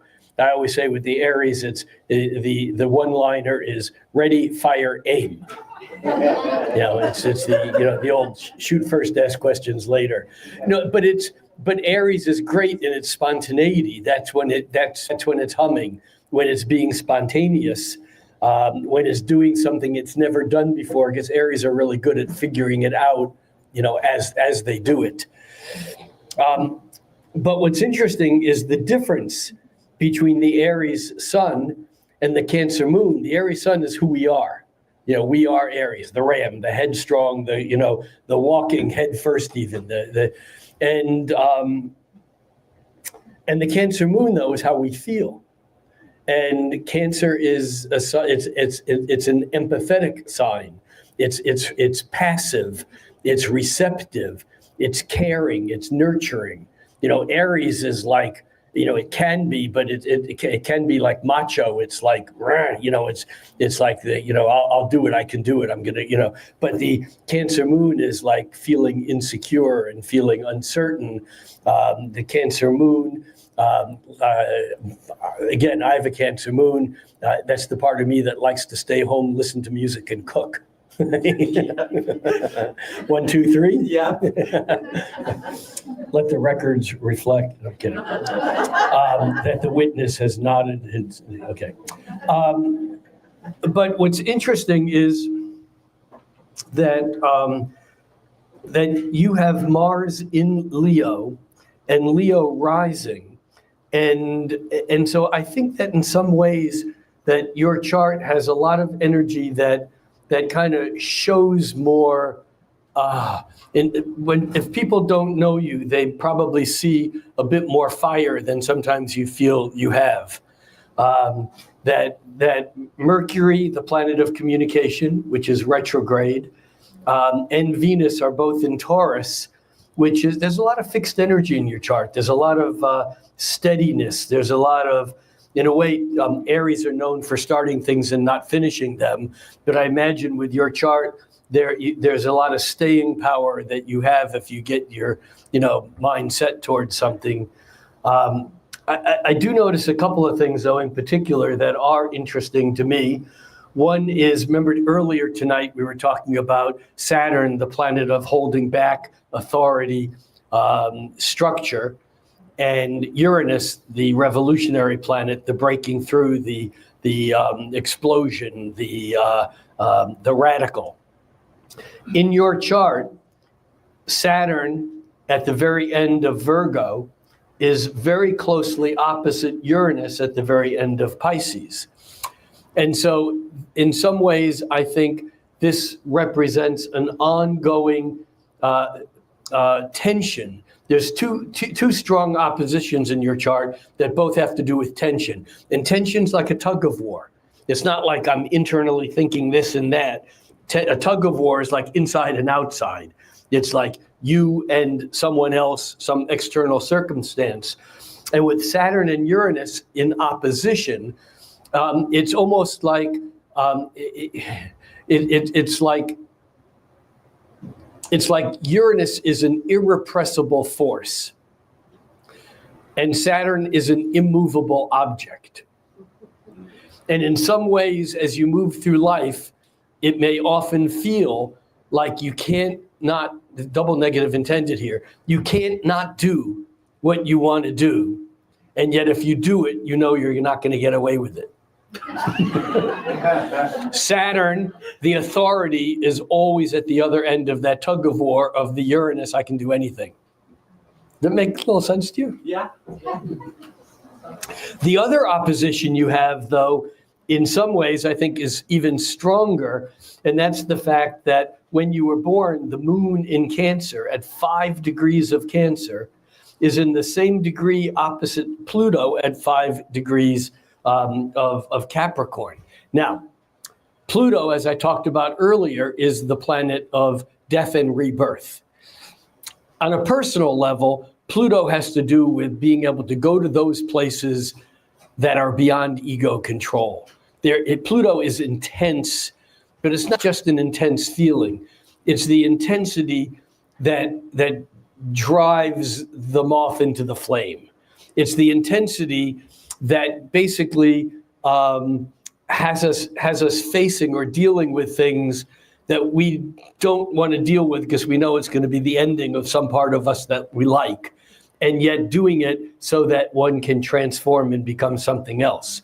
Now, in your chart with Pluto opposite the moon, there's a part of you that loves home, family, wants to hold on to this idea of feeling safe when you're at home listening to music, cooking, or whatever. And yet in relationship, there's always stuff going on that is making that not okay on some level. In a way, it's almost like there's a part of you that feels strongly and deeply enough that I imagine that there are times when you make others feel uncomfortable with how doggedly you might persist some thought, some feeling, some desire, some goal, something.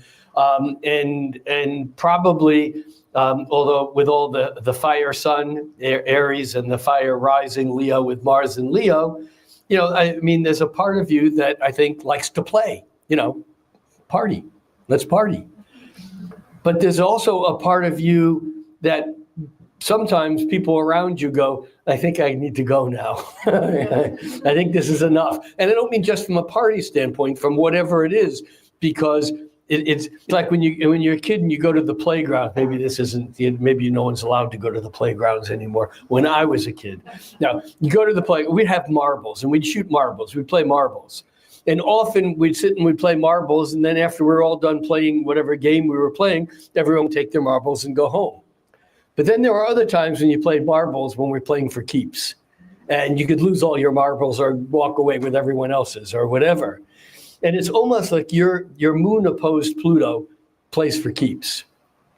And there's probably people who would like to hang out with you until they realize that this isn't just some casual, fun party of interaction. That if I'm hanging out with Halacha, that I'm playing for keeps. And I imagine that on some level, that you probably scare the hell out of some people when, and maybe that's something you'll grow into, and it's maybe but I would guess that there are times when you've learned that, okay, when I'm hanging out with this person, I just don't talk about that. Because when I do, they get uncomfortable and then they leave and then the party's over. Does it make a little bit of sense? Yeah.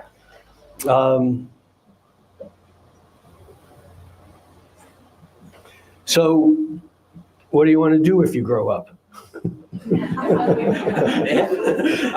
Well, someone asked me earlier today, said, Rick, where'd you grow up? I said, I took the Peter Pan oath. Yeah. I won't grow up. I don't want to go. No, what are you thinking about in life, if anything? I want to become a chef. Cancer moon. I would say that if you wanted to be a chef, that you should be a chef that is working around hot fire. Now, and I'm not. Someone might go, well, yeah, that's what chefs do. No, there are people who are, who bake, and certainly there's an oven and whatever. But your chart has action in it. In other words, it's like what you do when you do it with stability. You do it with follow through. But there's a part of your chart that really needs to be. It's like you're the guy at your table at Benihana. Benihana, is that what it is? That's basically not just the chef, but is putting on the show, and they know exactly what they're doing, but everyone's going, wow, this guy's really cool. There's a part of that your chart would be really good for that.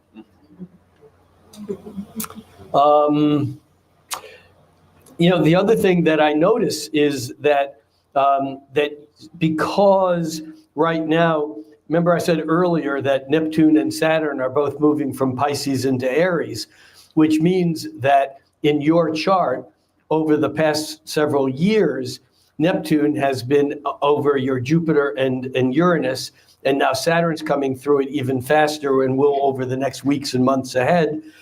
And so I imagine that there is a fair amount of dream visions that are somehow descending on you now at a point where you might need to take some of them and either turn them into reality or begin to turn them into reality, or let them go and choose to do something else.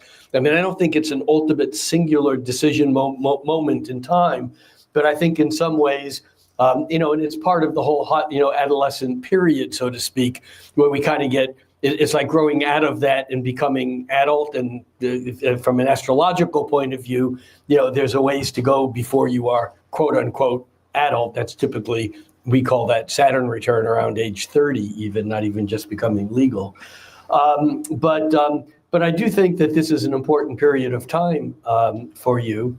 And I also, let's see, there's one other thing, and also over these past weeks, months, even 5-6 months or so, the planet Uranus has been lining up with your Venus and is coming into harmonizing or trining your natal Saturn. I know this might just sound like a lot of words to some of you, but there's something here.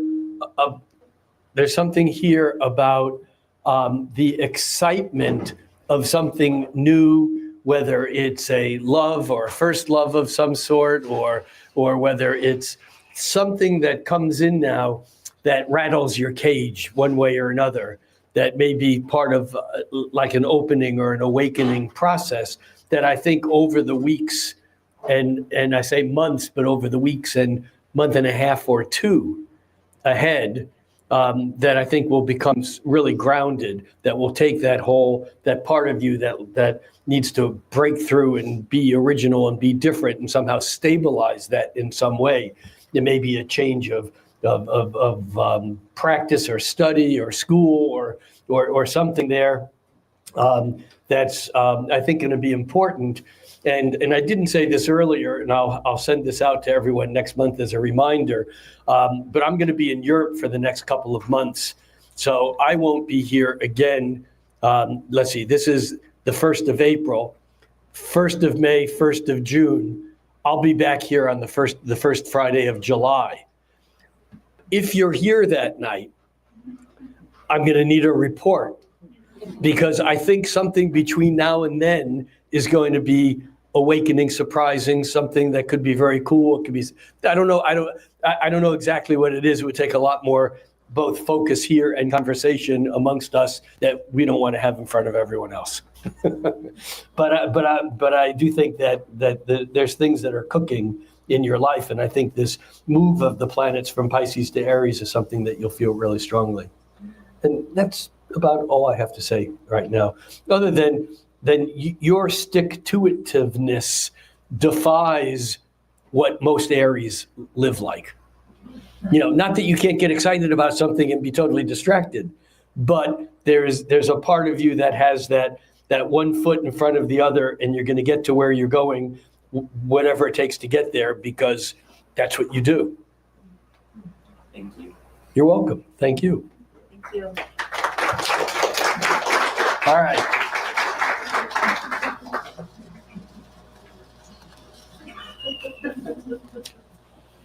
Oh, I picked me. No, I'm kidding. Chuck, we just met. Well, all right, Chuck. All right, let's see. I'm going to put this back in here, and we're going to go. Did you guys spend enough money during break so I actually get paid? I'm kidding. I don't get paid. All right, what are we doing here? We're doing Chuck.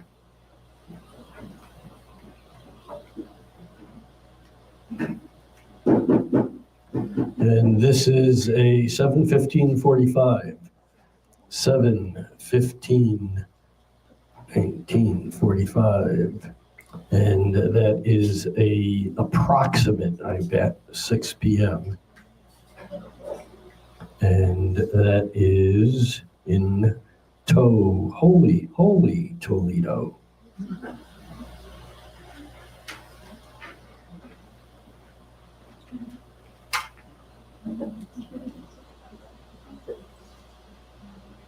Chuck, have you ever had your chart done before? No. Is this all kind of new to you? Is this all kind of new to you, or did you get dragged here tonight by someone, or? Good job. You dragged yourself here and you charged your slip of paper enough so that when I reached in, it jumped into my hand. All right, let's see what we got. Come on. All right. Notice how every chart is so different just in the pattern. In Halacha's chart, the planets are like all around and they just spread around. Energetically, this is someone who can interact in various places. I mean, there's just a lot of different things going on. Whoop, come back here. Come on. All right. In Chuck's chart, notice how everything is on one side of the chart. And that often, Abraham Lincoln had a chart that energetically, this is not about the individual, this is more generalized patterns. But often when you see a chart with all the planets on one side, like within 180 degrees, often it's someone whose life has these dividing things. With Lincoln, it was the whole country that was divided. But there's often a feeling of this or that, or a relationship kind of energy where there's a strong bifurcation or polarity of some sort that becomes a pattern. But your chart compared to Halacha's actually just energetically is tighter. It has a lot more focus. There's a lot more energy that is tied up in a smaller amount of space. Now, when you were born mid-July, the sun here is at 23 degrees of Cancer. That's about 2/3 of the way through the 30-degree segment of Cancer. But we notice that Saturn is nearby it. Now, they're not close enough to be overwhelming, but Saturn, I talked about earlier, how Saturn is the planet of constriction, of authority, of holding back. And the sun in Cancer is an emotional, it's a water sign. But it's a water sign like when you look at the ocean, you see the surface or a lake, but and at the top of a lake on a calm day looks amazingly calm. But you don't know anything about what's beneath the surface, about the battles and the struggles and the fish fighting for survival and just the processes beneath the surface. And in some ways, Cancer as a water sign is kind of like the depth that doesn't necessarily show on the surface.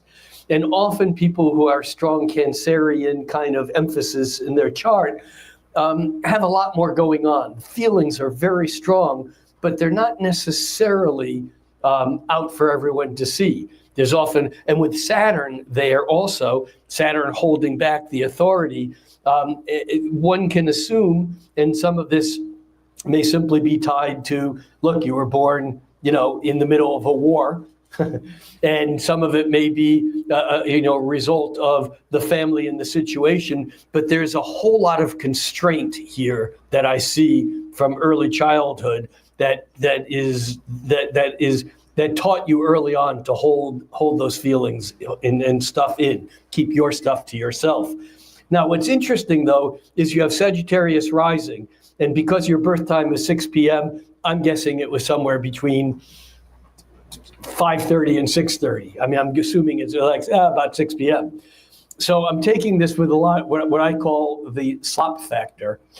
But because you were born at 6 o'clock with the rising sign, which is what appears on the eastern horizon, is halfway through Sagittarius, I'm assuming that even if you were born a bit before or after, that you probably still have Sagittarius rising, which would give you an ability to be more outgoing, but it's not about emotions. It's more about teaching or ideas or travel or something that has more to do with Sagittarius is Latin for archer. It's the thoughts reaching the sky. It's something reaching outward. There's a kind of like a philosophical or there's something that has to go with more or beyond what the status quo is.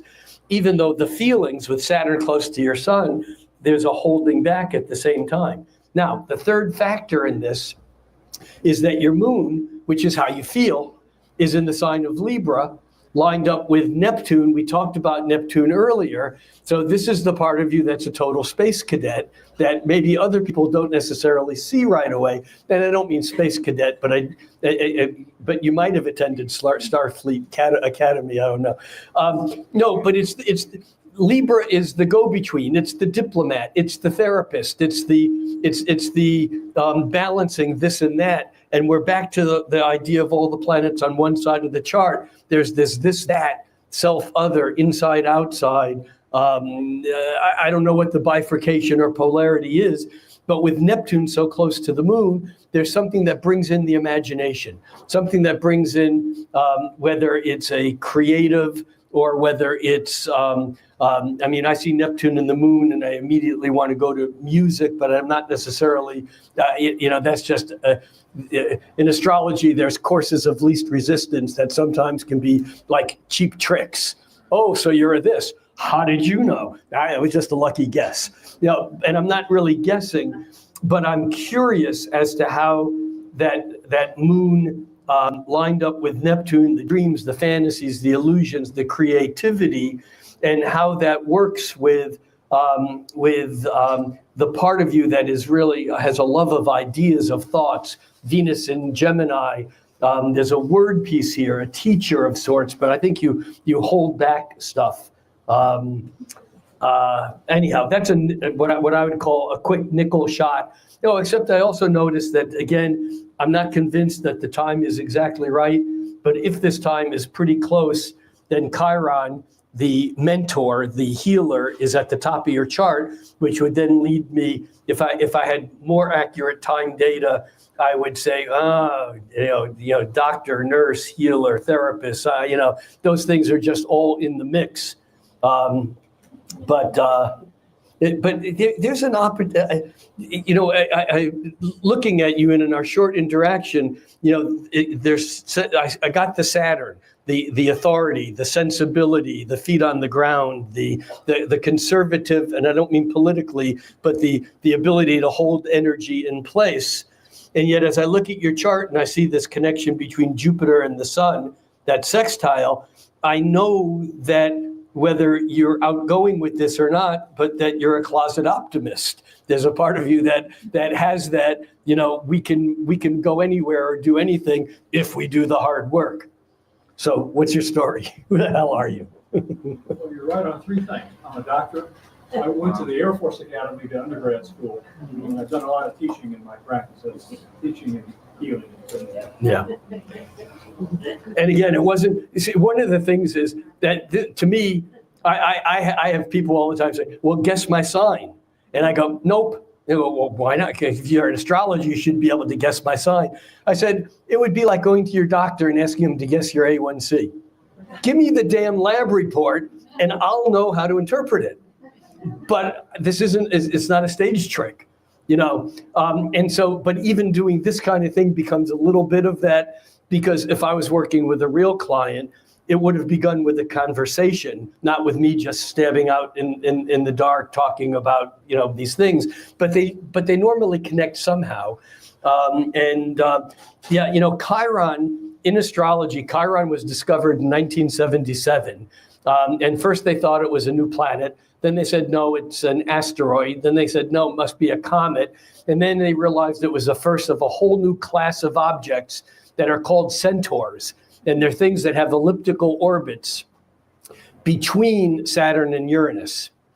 And Chiron is mythologically, the wounded healer.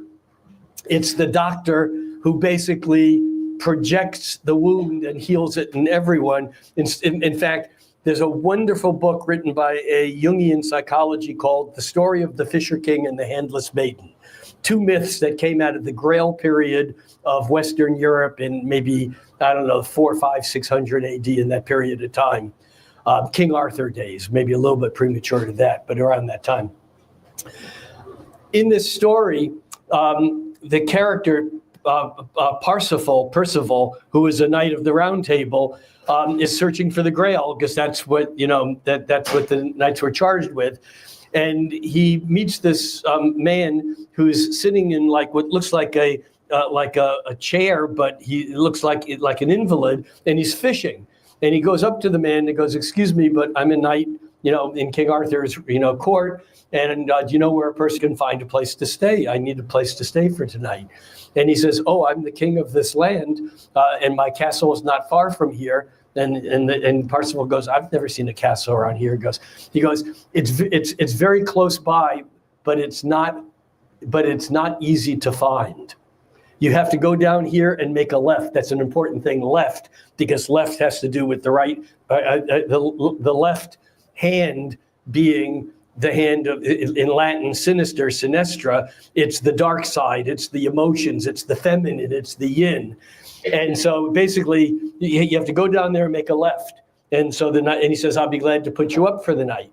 Anyhow, longer story, I'm not going to tell the whole story, but the Fisher King basically was wounded by an arrow to the thigh and couldn't take his full kingly duties of siring, so he kind of was not a real ruler, but he still was a king. But he became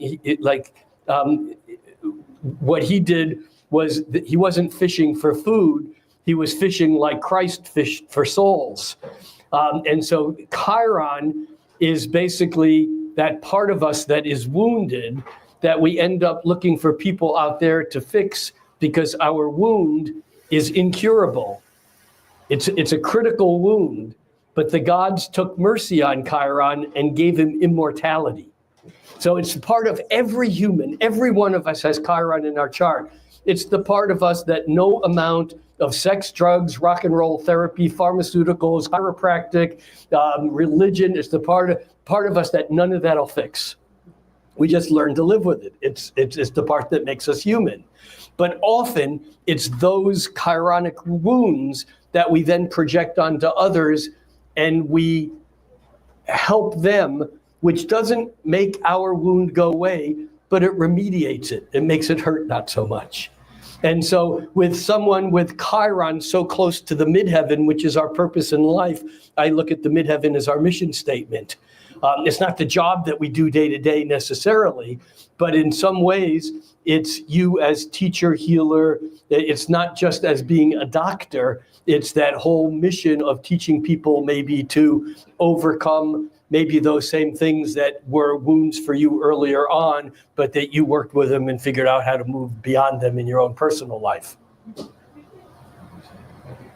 How'd we do? Also, the next few years are going to be rock and roll for you. I mean, really like major. What was that? I got a moment of feedback here that was very weird. I think that over the next few years, there's going to be major significant changes. These are not age related. These are like things happening that in some way I think have to do with accomplishing something that maybe, it's not necessarily about being old or retired. You're just a couple of years older than, I'm born 49. It has nothing to do with being at any age, but there's major changes going on that are still, I think it'll take until later this summer and into 2026 to really begin to feel how they're unfolding. But I see some real strongly, it's almost like there are times in our life where we try to make changes and nothing happens. And then finally we say, all right, whatever. And then everything happens. It's going to be that kind of thing. It's going to be, I think, things that are going to change. It'll be easier to change than to not change. Don't guide the arrow. No, but make sure that it's aiming in the right direction before you release it. Thank you, Chuck. And last, Grace. Yay, Grace.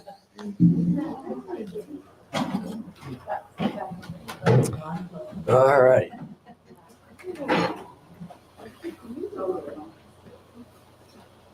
Whoop, did I do that?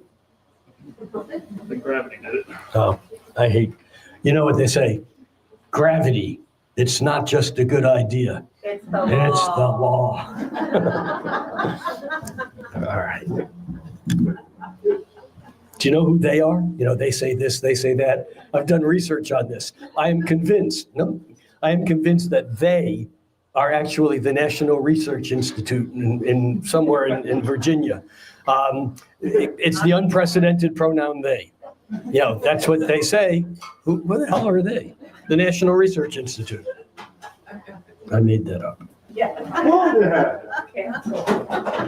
All right, Grace, born April 16. And that'll be at 1625. Are you, whoa, and you were born in Seattle, and yet you do military time. Why is that? Well, everyone in the rest of the world does that. I'm not criticizing you. You know, we Americans are so weird when it comes to AM and PM, and when it comes to, month, day, year, when the only sensible way in the whole rest of the world does, day, month, year, small, large, but it's, all right. And you were born in another Siwa. Right. What the hell did I just do? I don't know. Okay. You need to go to work, Doc. Someone needs you. Huh?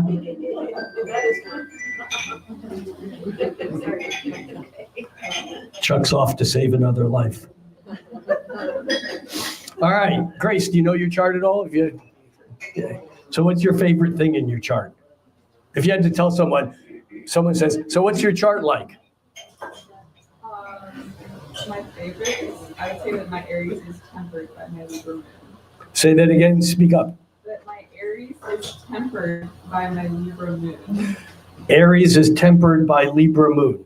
So we can see here that the sun is at the end of Aries and the moon is at the beginning of Libra, which means to me, I would immediately see that the difference between 5 and 27, 5-degree moon, 27 Aries, is 22 degrees, which means that translates into 44 hours, which means that you were born 2 days prior to a full moon. See how I did that? Because the moon moves about 1 degree every 2 hours. But what that does tell me, though, is that the fuel to your furnace is Aries, like Halacha, like Rick. We're ready to go. We're ready to do it. Just aim me in the right direction and I'll go. I've never been there before. I don't know where I'm going. Doesn't matter. Let's do it. Let's go. However, the Libra moon is not that at all. Libra moons are really misunderstood. People often there is Libra signs here, Libra sun signs. Libra moons, anyone know? Libra risings, a few. All right. So what do you normally hear about Libras? Just shout out. Balanced.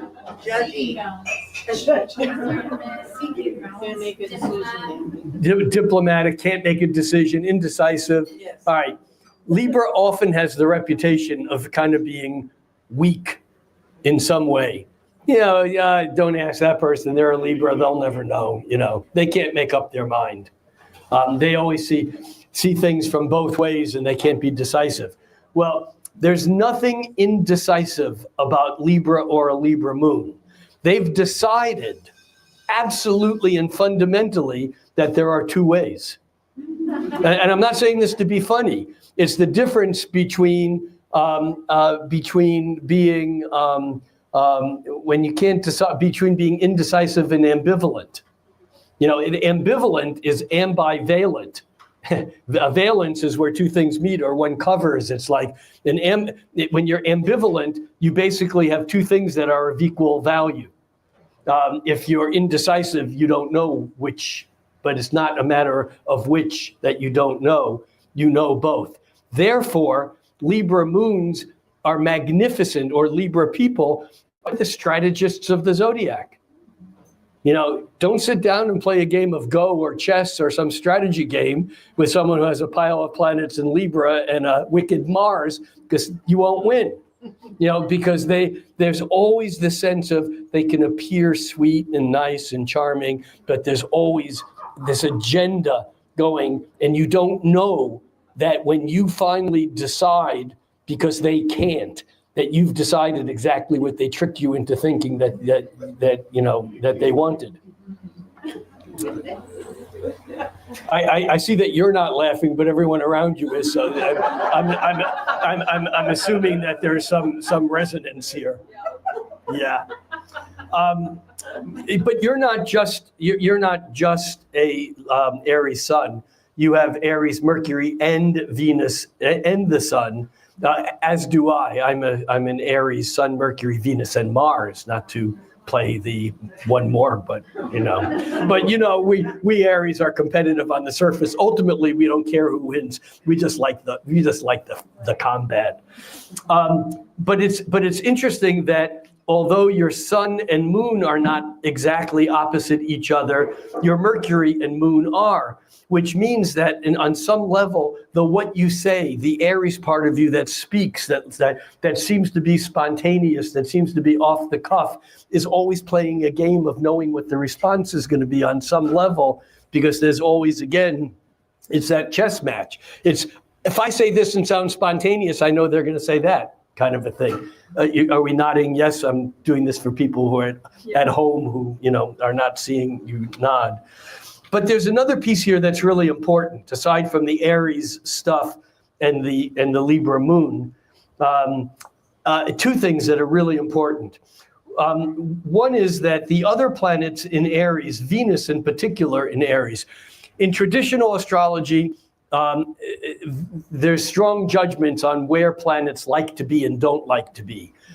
As a more modern or postmodern astrologer, I think a lot of that's overplayed. I think that there's no good or bad out there. It's how we respond to it that makes things good or bad. And there are sometimes easy and difficult. But Venus is the planet of sweet, of nice, of pleasure. And Venus is in Mars's sign, Aries. So theoretically, Venus isn't happy in Aries. But think of Venus dressed up in red leather, going to a club after hours. She's got an agenda. When I say she, I don't mean you. I don't even mean this gender type. I just mean that Venus in Aries does have an agenda. And that somehow works with that Libra moon that kind of really seems to be nice. And I'm not suggesting that people think you're nicer than you are. But I am suggesting that your Venus in Aries is at the same degree as Pluto down here in Sagittarius. And so Venus is harmonizing with Pluto. Now, Venus and Pluto harmonized, to me, immediately conjures up the mythology of the story of Persephone. Why? Persephone was a young virginal Venus. She was queen in training. And that was, her mom was Ceres, the origin of the word cereal, the fruit of the earth. Ceres was an Olympian goddess. Mom's goddess, your Persephone, Venus in training. Pluto comes and abducts you and takes you into the underworld. You can play that out however you want in your mind. But, it's like James Dean pulling up in a black limo and grabbing you in the limo and taking you away. I mean, this is Pluto the badass. And Pluto takes you into the underworld and has his way with you, but makes you queen of the underworld. Mom hates it. Might not be so bad for you. You have been made queen of the underworld, and it's probably really good sex. Now, in no way am I I'm being careful here. In no way am I condoning ever stepping on someone else's boundaries. But there is a whole Victorian take on this story, because mom goes into mourning. The earth becomes, barren until Ceres goes to Jupiter, king of Olympus, and says, Pluto got my kid, go get her. And Jupiter says, I can't go into the underworld. I lose my identity when I cross the river Styx into the hell realms. But I'll send Mercury, because Mercury's a psychopomp, meaning a guide of souls between worlds. So Mercury goes into the underworld, doesn't lose identity, and becomes, in effect, the first shuttle diplomat, and arranges the release of Persephone for 6 months a year, where the earth fruits and then goes back and becomes queen of the underworld for 6 months a year. Now, why is this important in your chart? Because in your chart, Venus and Pluto are doing just fine together. Hold on a second.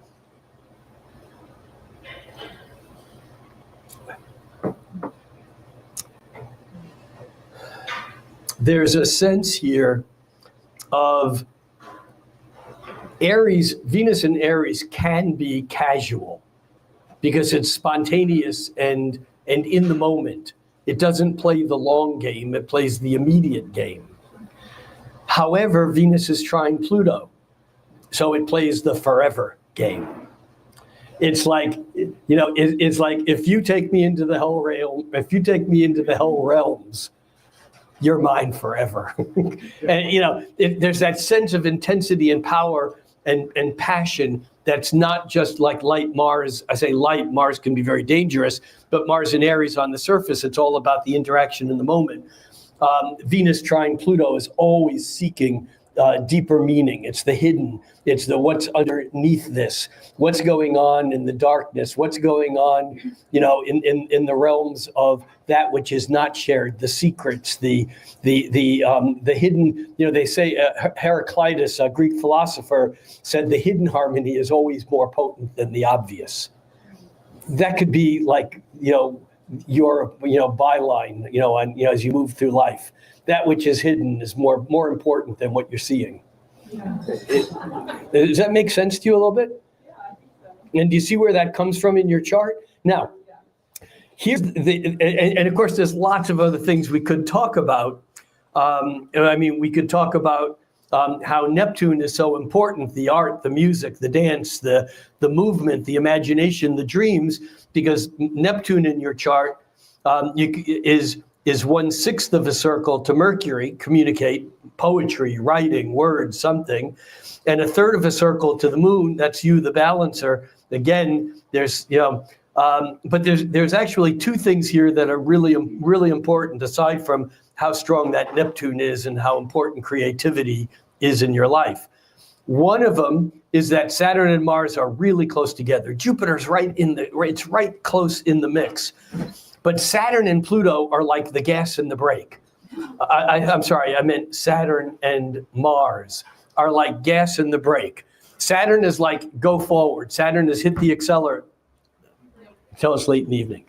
Mars is like the accelerator. Mars is go forward. Mars is the punch. Mars is the gas pedal. Saturn is the whoa, can't, don't, slow down, curve coming, pull back. Mars, no, you can go faster. Hot, cold, yes, no, do it, don't do it. In your chart, they're in the same place in Taurus, which is practical and grounded. And in a way, it's like you go through life learning how to control the fact that every time you hit the gas pedal, the brake goes down too. And every time you hit the brake, the gas goes down. So until you learn the yoga of subtle maneuvers, you're always going too hot, too cold, too fast, too slow, too much, not enough. And there's that kind of yes-no dance that I would imagine becomes part of how you live your life. Now that gets everything we've talked about gets focused through your Virgo rising. And this is the part that is the discriminating factor. Virgo is the binary function of the universe. 0, 1, yes, no. That's okay, that's not okay. Virgo is critical, that's not okay. That's all right, that's not okay. Virgo's a perfectionist. If it's not perfect, I don't want it. This is not who you are, but this is how you interface with the outer world. And Virgo, incidentally, biologically also is connected with our colon, which is where the body says, this is okay, assimilate it. This is not okay, it's shit. Send it to Pluto. Down the road, into the hell realms. Get rid of it. Because Pluto is about that which is eliminated through the process of death. And the colon makes that binary decision in the body. So there's something here about you being this fiery Aries, always wanting to balance it off with your feelings of kind of knowing what the consequences of actions are going to be. That would be the Libra moon. And then we go to the depth of the Pluto, always needing to find the things that are of value beneath the surface, and then the creative imagination. And then that somehow all has to come through this eye of a needle, which is that Virgo rising, which basically says people only get this little, it's like looking at the electromagnetic spectrum and saying the only thing on the electromagnetic spectrum is this one particular color of green. There's nothing else that exists. That's what people see you as through that Virgo rising, that narrow slit that somehow everything has to fit through. So who the hell are you, and does this make any sense? Yeah, it makes sense. That reminds me of the process I go through with my clients in therapy. So you're a therapist? I'm about to be. I have like 2 months left. So. Okay, I was going to say, again, I was so going to say that this is a chart that would be perfect for the work of therapy, and I'll tell you why, and I'll tell you why I didn't say it. And I didn't say it because I said with Chuck about a doctor or whatever, no, I'm not going to say this twice in a row. It'll sound like I say this to everyone. But that Saturn-Mars becomes a tool that, because you, as a therapist, part of your job is, without telling someone what to do, encouraging them to gas enough, to accelerate enough, but to have respect enough for the curves or the authorities, not to overstep bounds. And also for some people, it's the opposite, where Saturn is so strong that they don't take actions in their life. And then the therapy becomes, you giving them practical ways to encourage them to be able to find that Mars for expression. And then the Aries Libra balance of the self and other, the inside, the outside, that diplomat. I mean, a therapist is a diplomat, is a psychological diplomat. So yeah, and and also with Saturn over the next year moving into Aries, Neptune will move slower. It'll take a bit for that all to catch up with the stuff in your chart. But I'm sure that with Pluto having moved into Aquarius, that over the next couple of years, as you actually become a practicing therapist, if that's what happens, it's going to be a natural. It'll really take off is my assumption here. So, Thank you. yeah, and I guess that's it. And you guys are champions for staying around so late and so long. We went long tonight.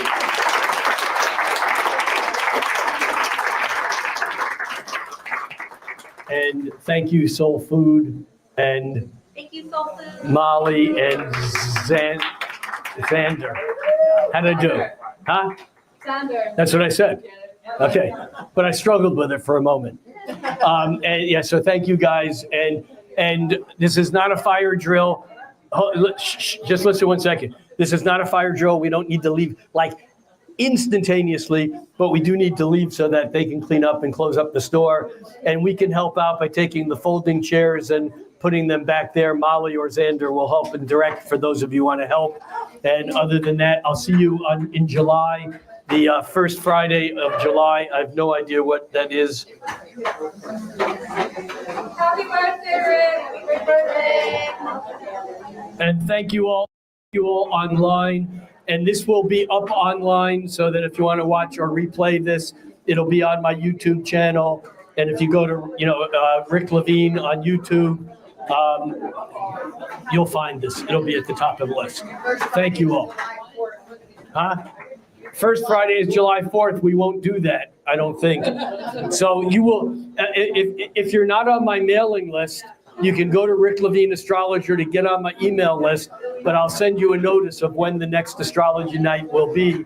But if it's July 4th, it might not be the first Friday. We'll see. I'll work that out with Soul Food.